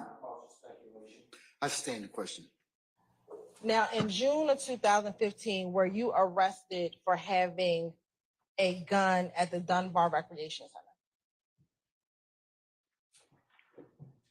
Say that. Can you say that again? In June of 2015, were you arrested for having a gun in the Dunbar Recreation Center? In June, was I arrested? Yes. Mm-hmm. Is that a yes? Yeah. Can you tell the jurors what occurred at the Dunbar Recreation Center? I was playing basketball. The police came there and locked me up. And why did the police lock you up? Because I'm wounded. Did you have a gun at the Dunbar Recreation I had a basketball in my hand. Center? Was there a gun also at the Dunbar Recreation Center? They say it was. Where was that gun located? I was placed in handcuffs, walked out. I don't know. Did you have a gun inside of an H&M bag while at the Dunbar Recreation Center? I was in the basketball. I was in the recreation center playing basketball. I had my shirt off with no gun on me playing basketball. Did you take a gun to the Dunbar Recreation Center in an H&M bag? I was playing basketball in the Dunbar Recreation Center. So your answer is no, that you did not have a gun at the... What I'm saying, well, I was playing basketball. When I looked up, I seen a whole bunch of police in there walking towards me, putting my hand behind my back, and asked me, was a bad mine? I said, I don't know nothing about no bad. They took me to the car. There was a whole lot more police that came. They took me from Mechanicsville to Turnerfield and asked me, was that gun mine or was that bag mine? I told them I don't know nothing about nothing. They said, if they find out that their gun or their bag was mine, they're going to come back and lock me up. I said, do your job. They let me go. And that was it. And did they let you go that first day? They let me go. All right. Did they eventually arrest you for that gun in that bag? They did. All right. And was that the gun that was purchased by Quindarius Zachary for you? I guess. Yes, no, I don't know. Yeah, that's what I went to jail for. Okay. So that was the gun, the chopper that we talked about earlier. I'm gonna overrule the objection. That was Mr. Steele, asked and answered. Was that the chopper that we discussed earlier?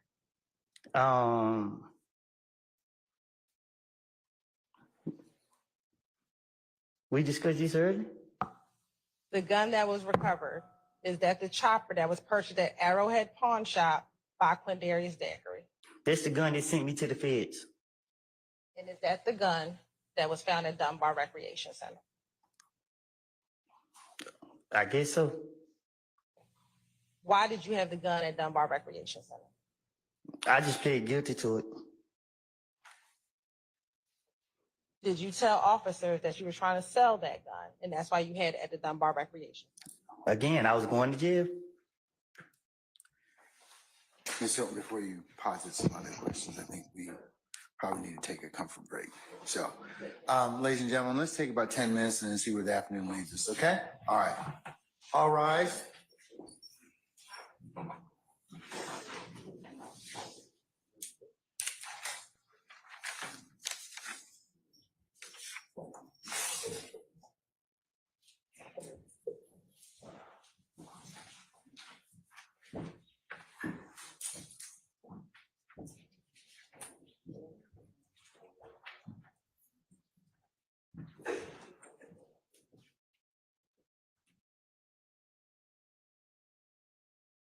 All right, ladies and gentlemen, our jury has left us for recess.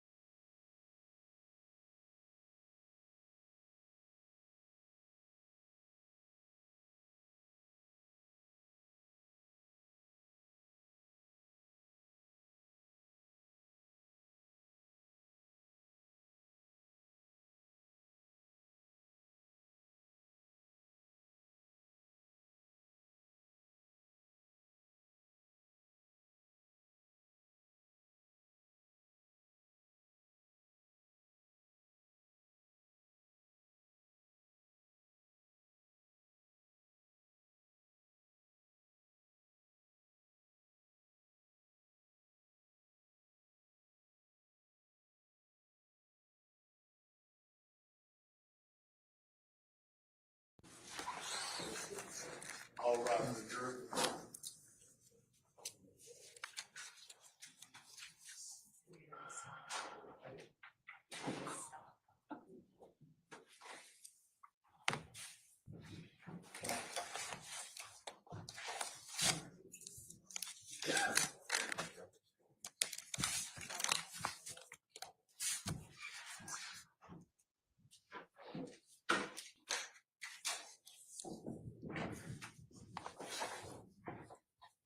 All right, ladies and gentlemen, please be seated. All jurors present? All right. Thank you, Debbie Hudson. All right.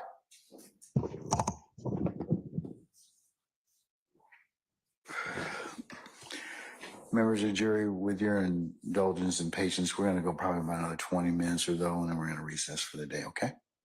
All right. Madam?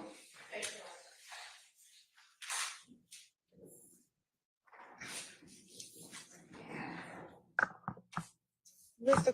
Copeland, what blood set were you a part of? Can you repeat that?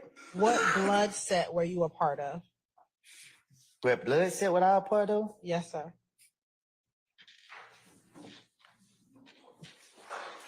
I wasn't part of no real blood set. Okay. Did you ever claim to be a Billy Blood? I said I was. And were you? No. Did you tell Detective Gaither that you were, I mean, not Detective Gaither, Detective Lewis, in that February 21st interview that you were Billy Blood? I don't know what I told them in when they questioned me. Okay. Do you recall talking to Detective Lewis about the meeting with Mo where they said that they were going to kill you? Huh? Do you remember talking to Detective Lewis about the meeting with Mo, who was in prison, and that they were planning on killing you? I don't recall. Okay. And do you recall her asking you why you weren't at this meeting? Huh? Do you recall her asking you why you weren't at this meeting? Why was I at the meeting? Why were you not at the meeting? At what meeting? The meeting with the Bloods, the meeting of the Bloods trying to kill you. I don't recall. Okay. And do you,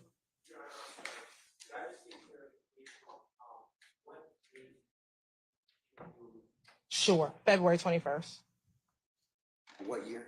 2015. And then do you recall telling her you weren't down with them, but that you were Billy Blood? I don't recall. Okay. And then do you recall her asking, who are you with now? I don't recall. Okay. And you told her at that point they got mad. I told her. You told Detective Lewis. Oh, this a lady? Yes. At that point they got mad because I didn't go back with them. I started hanging out with Thug and them, so I'm YSL. No, I don't recall. Did you consider yourself part of the gang YSL? Basis. It's an improper question. I didn't mean for you to speak. I just want you to give me a basis. 702, Overrule, sir. Did you consider yourself part of YSL, the gang? Gang, I consider myself 372.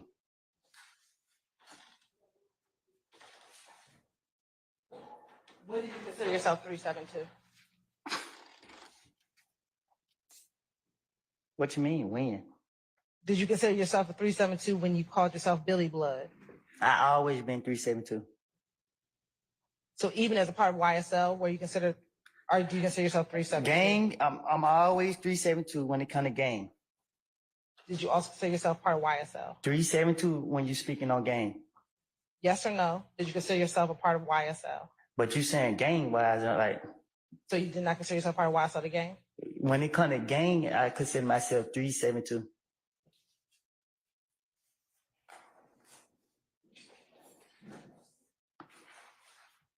Now, going back to June of 2015 when you were arrested for the Fed charges, we talked about the gun that was at the Dunbar Center. When you were arrested, where were you arrested at? Which time? When you got arrested in June? June 10th? Yes. At the house. Did they find any guns at the house? Yeah, they did. Were you charged in your federal charges with that gun? Do you recall? Yes. Okay. Now, once you were arrested, were you brought in to Atlanta Police Department headquarters for an interview? Yes. Okay. And do you remember how long that interview was? It was long. Do you remember being about 9 hours? It was long. It was long. Okay. And during the course of that interview, did you speak with multiple detectives? Yeah, I did. Do you remember speaking with anyone from the ATF or? Yeah, I did. And was Detective Gaither in that interview? She was at some point. What about Detective Dennis? Who? Detective Dennis, do you remember him? Yeah, I think he was too. Okay. And what about Detective Thorpe? I think he was too. Okay. And when you were arrested and brought down to APD, did you want to give them truthful information? Again, I was going to jail. Do you recall telling them that you're not going to worry about me lying? Can you say that again? Sure. In the early part of that interview, do you recall telling them you're not going to have to worry about me lying? Probably so.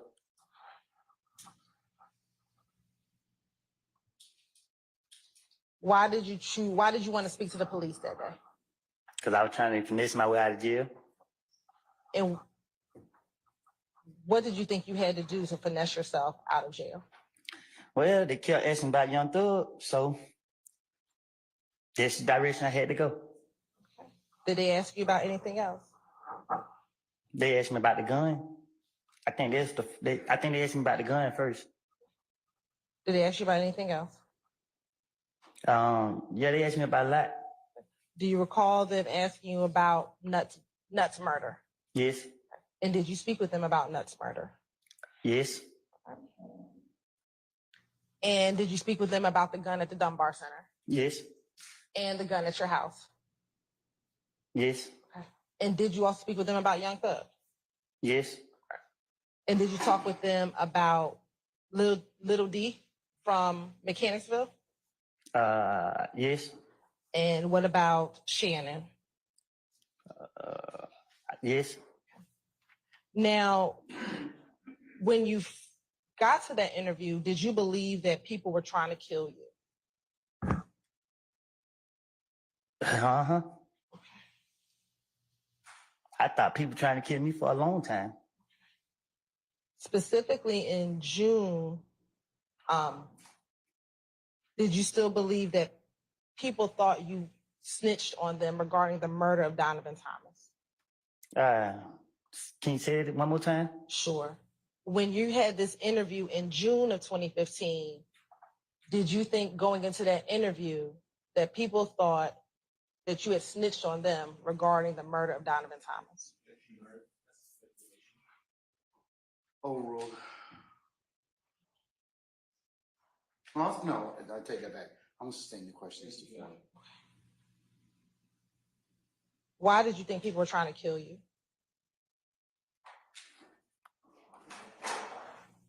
Because I was paranoid. People were shooting at me. Did you tell the detectives in this June 10th interview that everyone in the world is trying to kill me because they think I told on them? No, I told them that people were trying to kill me because they say I killed Nut.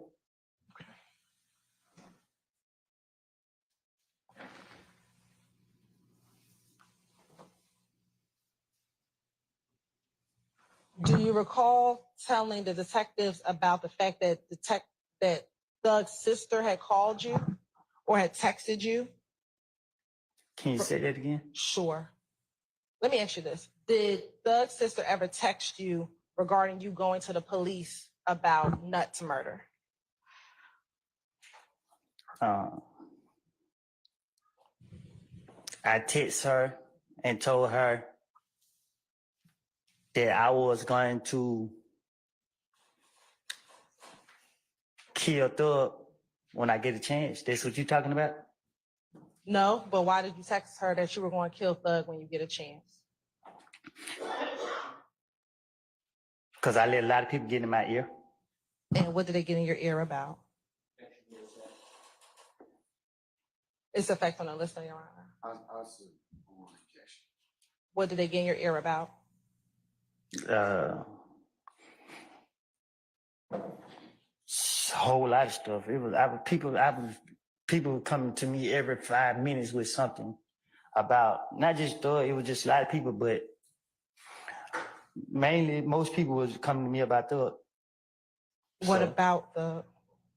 man, they just kept coming to me like he ain't right. He ain't supposed to. I don't know how to answer that. I mean, but what were they telling you such that you thought that you had to kill Thug? Say it again. What were they telling you such that you thought in your mind you wanted to kill him?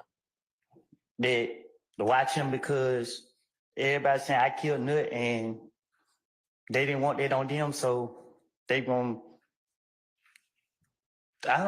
put it on me. I don't know. Like, it was so many different people just telling me stuff. So, But to kill somebody, what were they telling you to make you think you had to kill Thug? what did they tell me that make me think I had to kill him? Yes. That I better watch him Why? because they said I was messing up his career. Like they saying that I was putting him in stuff that I got going on. Like they were saying all type of stuff.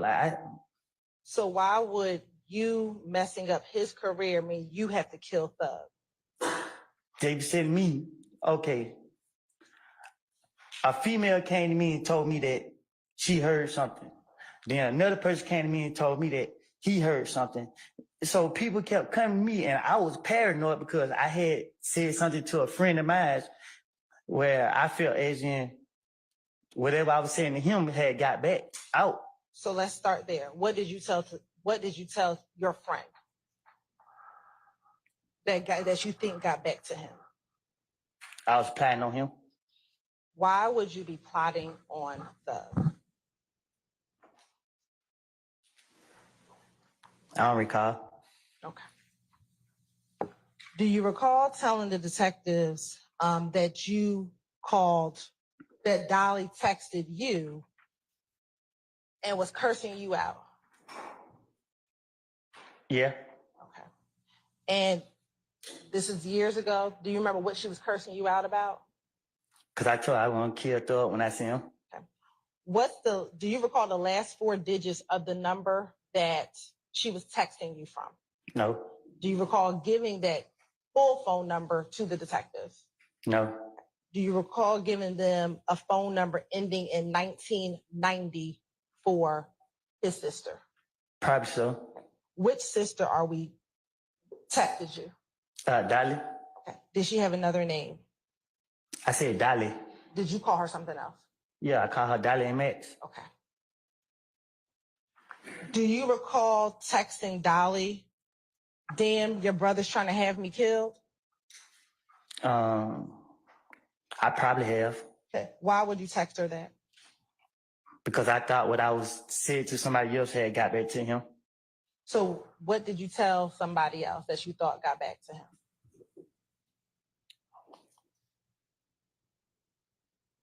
I don't recall. Okay. What, again, would make you text that to her brother, to Dolly? Damn, your brother's trying to have me killed. You know what I mean? Like, what the hell I ever did to him? Why would you text that to her? I told you I was paranoid. It was so much going on. It was so much going on. I had so many people in my head. And that's just my way of trying to force a reaction. Force a reaction from who? From him, to see how he react to it. Why were you trying to force a reaction from him? Because I didn't know what the truth was. I didn't know. I didn't know. I didn't know what was going on.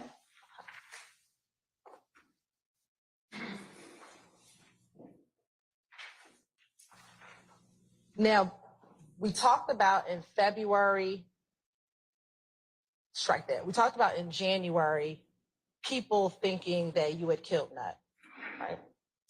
Also in February, did people think you were trying to kill Nut? Huh? Did people think that you killed Nut, excuse me? Objection calls for speculation. Did you, I'll sustain the formal question. did you believe that people thought that you killed Nut? Did I believe it? Yes. People were convinced. Okay. By the time we got to June,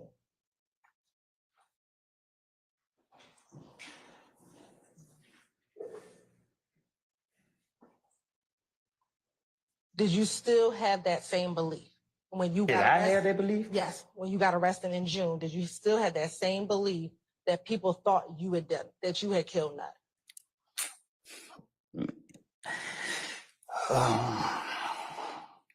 I don't know. Like, you know, so many. It was so many people on. So many people just like. A lot of people said they know I didn't do it, but a lot of people said I did it. So I don't. And I'll ask you again, did you kill Nut? No.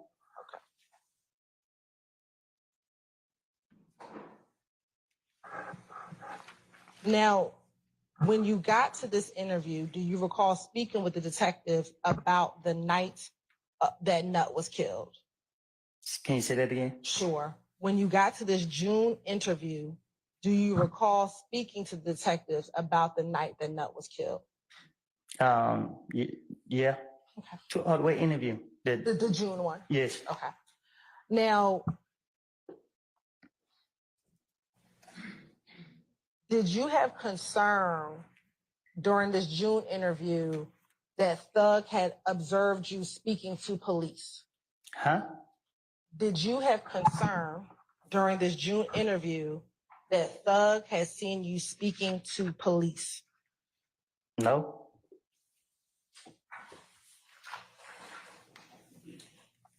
Do you recall telling the detectives in this June interview, long story short, the detectives was calling my phone and he was right there. And they asked you, Thug was right there? And you said, yeah. So I answered the phone and he's looking at me like this, but I don't know what's going on.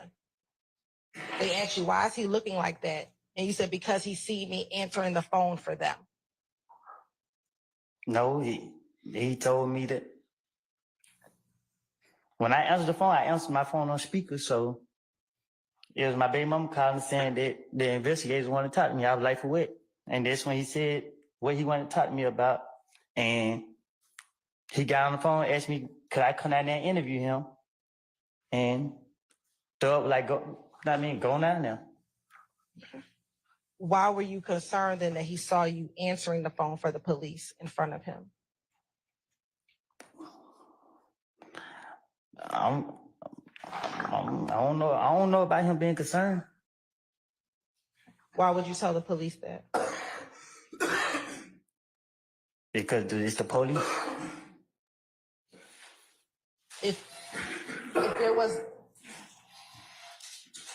there wasn't an issue, why would that be a need to tell the police that Thug was? Because at the time the police questioned me, it was me against everybody. So they saying that they want Thug, and that's what I'm trying to do.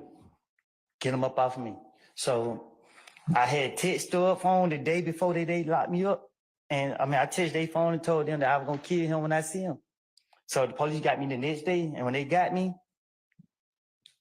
that was it. Let's go back. What day are you talking about? You texted June. in June. You said you texted Thug. Who did you text? One day, I texted their phone. I called his sister and told her, tell your brother when I see him, I'm gonna kill him. Okay. I don't care who see me, I'm gonna kill him. Me and her were arguing on the phone. As me and her were arguing on the phone, I got mad and hang up the phone. The very next day, 2 days later, I know I woke up and the police was at the door. Okay. When they got me, I was mad with the world. And were you arrested again for those guns? Yes. All right. And that's the only thing you were arrested for those guns. And I think they put some gang charges on me or something. I think they put some more charges on me or something. And I understand that you said you texted his sister Dolly that you were going to kill. Nah, I don't think I texted. I told her over the phone that I was gonna kill him. But that was that in response of you asking her whether or not he was trying to kill you? Oh no, I didn't ask her nothing Okay. So why did you tell the detectives that? because it's the detective.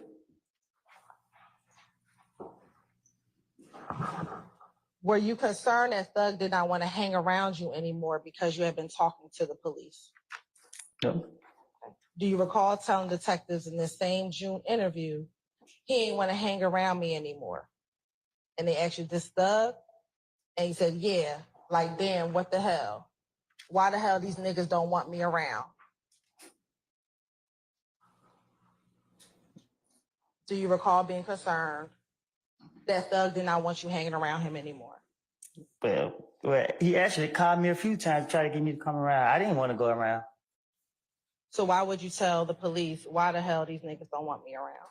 Because I'm talking to the police and they are after me. When you were arrested, were you not trying to get out of jail? For sure. So why would you be telling them lies if you were trying to get out of jail? So let me say this. If I tell the police the alphabet is A, B, C, D, right? The police gonna tell me what come after D. E come after D, I think. A, B, C, D, E. Man, I don't know, man. I'm not about to go through all that. I don't, you know what I mean? Like, this is the investigators. They locking me up. They targeting me. They constantly, every time I come outside, spit on the ground. SWAT team got me. Like, So why would you stay in a 9-hour interview if they were out to come and get you? you see what you said? That's how bad they was after me. They sit right there and put up with me for that long. Okay, but you kept talking to them for the entire 9 hours. I'll rephrase. I stand question. Did you speak with them for the entire 9 hours? I was handcuffed behind my back, legs shackled to the chair. And guess what I know? When I get finished talking to them, I'm going to the jail. So guess what I'm trying to do? Trying to buy as much time as I can before I go to the jail.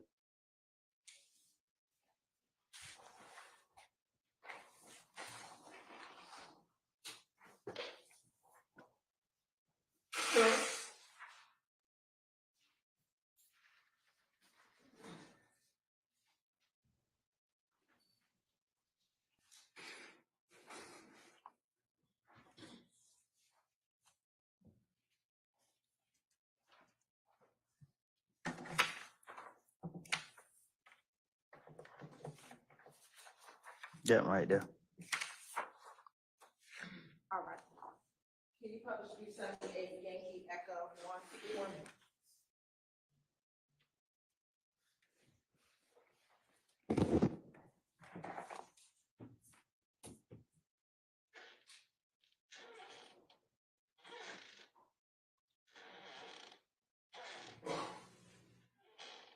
Is that June 10, 2015?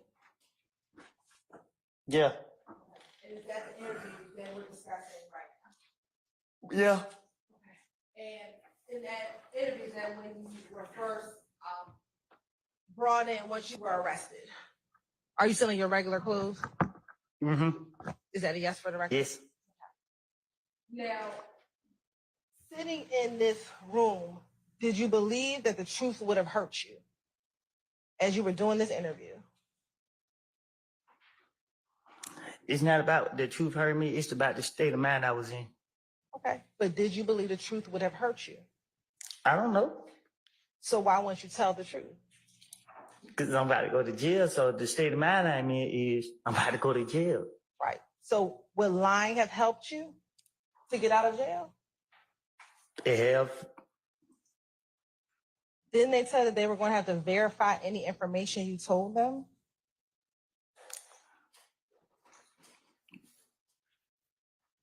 They did. Okay. So why would you tell a lie if they had to verify what they told you and you were trying to get out of jail? I don't know. Did you believe the truth would hurt Thug? Say that again. Did you believe the truth was going to hurt Thug? You said, do I believe the truth gonna hurt Doug? Yes. That'd be his problem. Right. But if you're in this state of mind, why would you be in there just telling lies? Because that's who the police after. They locking me up, but they are acting him. But they're locking you up and you are trying to get out of jail. Wouldn't you tell the truth to get out of jail? It depends on who is the truth to. Okay.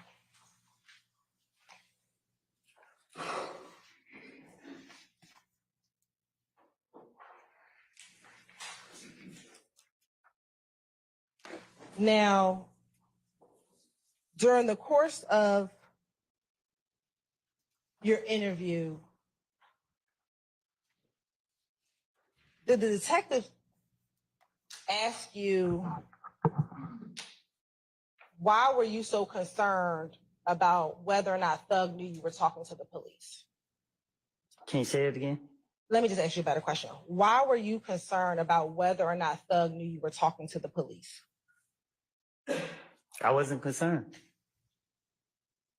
Do you recall the detectives asking you, why does it matter to Thug if you're talking to the police or not, if he has no say in what happened with Nut?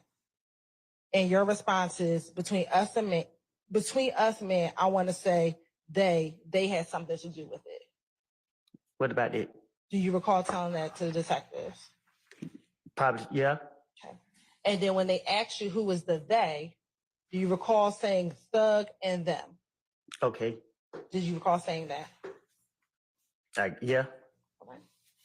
And then they said Thug and them who? And you said Shannon and Bentley. Say that again. Sure. When they then asked you Thug and who, you responded Shannon and Bentley and all, because all of them just acting funny towards me. Yeah. Okay. Why would you say that? Because it's the investigators. Again, why say Shannon? Why say Shannon? Because they know me and him be together. It's easy to shit with Shannon to get. I don't know. Like I told you, it's the state of mind I was in. When the police got me, I was doing a lot of stuff. I was, man, like they just caught me early in the morning. Like Early in the morning, is that not when you're your freshest? huh? And early in the morning, is that not when you're your freshest? No, they can't get me out. I'm asleep. I hear the door. Boom, boom, boom, boom. If I'm asleep and she sleep, who being at this door like that? So it shot my brain. I've been shot ever since I looked like those seen the police. I can't forget it. Like Ms. Hilton. Okay. All right. Okay, ladies and gentlemen, this might be a natural point for us to recess for today. Mr. Copeland, we'll see you Monday morning at 8:30, okay? 8:30. Yes, sir. See you then.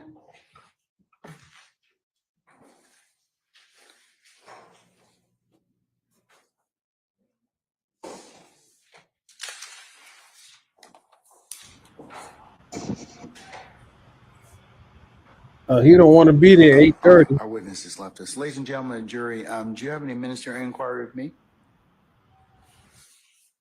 Okay, remember next week, middle of the week, Wednesday is Juneteenth, and it is a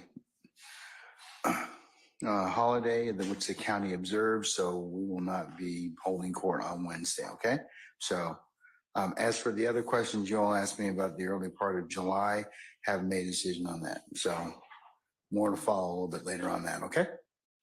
All right, anything else with me? Okay, all right. Let's review as so we can get you on the road. Remember to leave your notepads in the basket. Do not bring them home with you this weekend or at any point in time. They need to stay in your headquarters. Next thing, ladies and gentlemen, as you are walking out, coming in, going to any place in the courthouse, to include the bathrooms, or when you're coming in the morning or at home, remember you're not authorized to talk about this case with anybody. All right. And remember, as I told you many times before, you cannot recap, handicap, otherwise review, or comment on any particular witness's testimony amongst yourselves. Remember, I told you that that would be a violation, and you cannot consider this case until such time as the court tells you that you can, and I will give you instructions on how you to do that. All right, remember, ladies and gentlemen, you cannot go by and visit any of the scenes that may be depicted. You cannot take any pictures, do any diagrams, or otherwise share any information that you may know about anything that has been testified to this far. You can only consider what's been lawfully presented within the four walls of this courtroom. That also pertains to other testimony you may have heard. Remember, it would be a violation for you to go on any third-party sites, websites, reference materials, or anything that would otherwise aid in your understanding or augment your understanding. Remember, you can only consider what's been presented within the four walls of this courtroom. Remember, ladies and gentlemen, if anybody should try and reach out to you and by any means, mode, or of conversation or conveyance, remember that your duty is to report that to myself as well as Sergeant Ingram is immediately. All right. And remember, ladies and gentlemen, please resist temptation to listen to any third-party recaps to this particular trial or anything that may be going on. As remember, you can only consider what's presented in the four walls of this courtroom. Okay? All right. And ladies and gentlemen, lastly, thank you for your patience. Thank you for the attention that you've given to our advocates and to the court, and the continued patience and attention that you'll continue to give to as you consider this matter, okay? All right.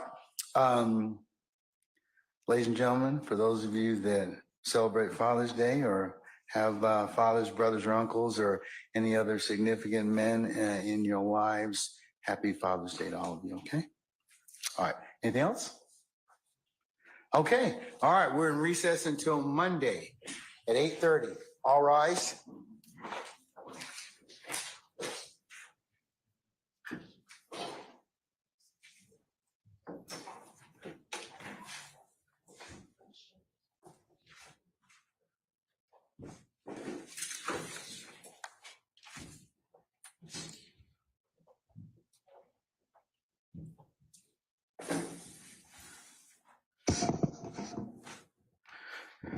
All right, ladies and gentlemen, please be seated.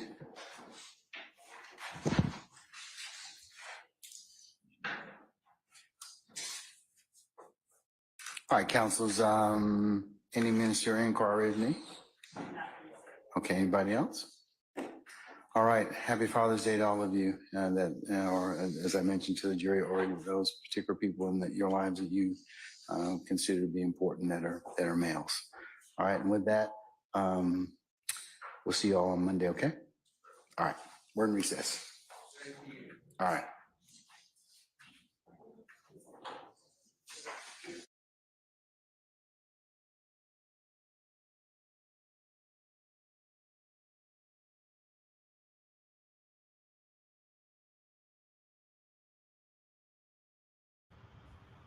Okay, guys. So we are in recess. And what did you think? Did you think Lil Woody provided any significant testimony today that would prove the state's case against Young Thug and his co-defendants? As we watched him struggle with remembering dates and occurrences, it was clear that Miss Hilton was determined to get something out of him. I think Detective Gaither will be coming back to court to give testimony because you remember she's still under subpoena, and maybe she will have to testify as it relates to this interrogation video. But we'll see. And yes, this weekend is Father's Day. To all the fathers out there across America, please remember, get your bucket of chicken or whatever you do to watch the sports this weekend, but enjoy yourself. I will be back sometime this weekend, but not on Father's Day.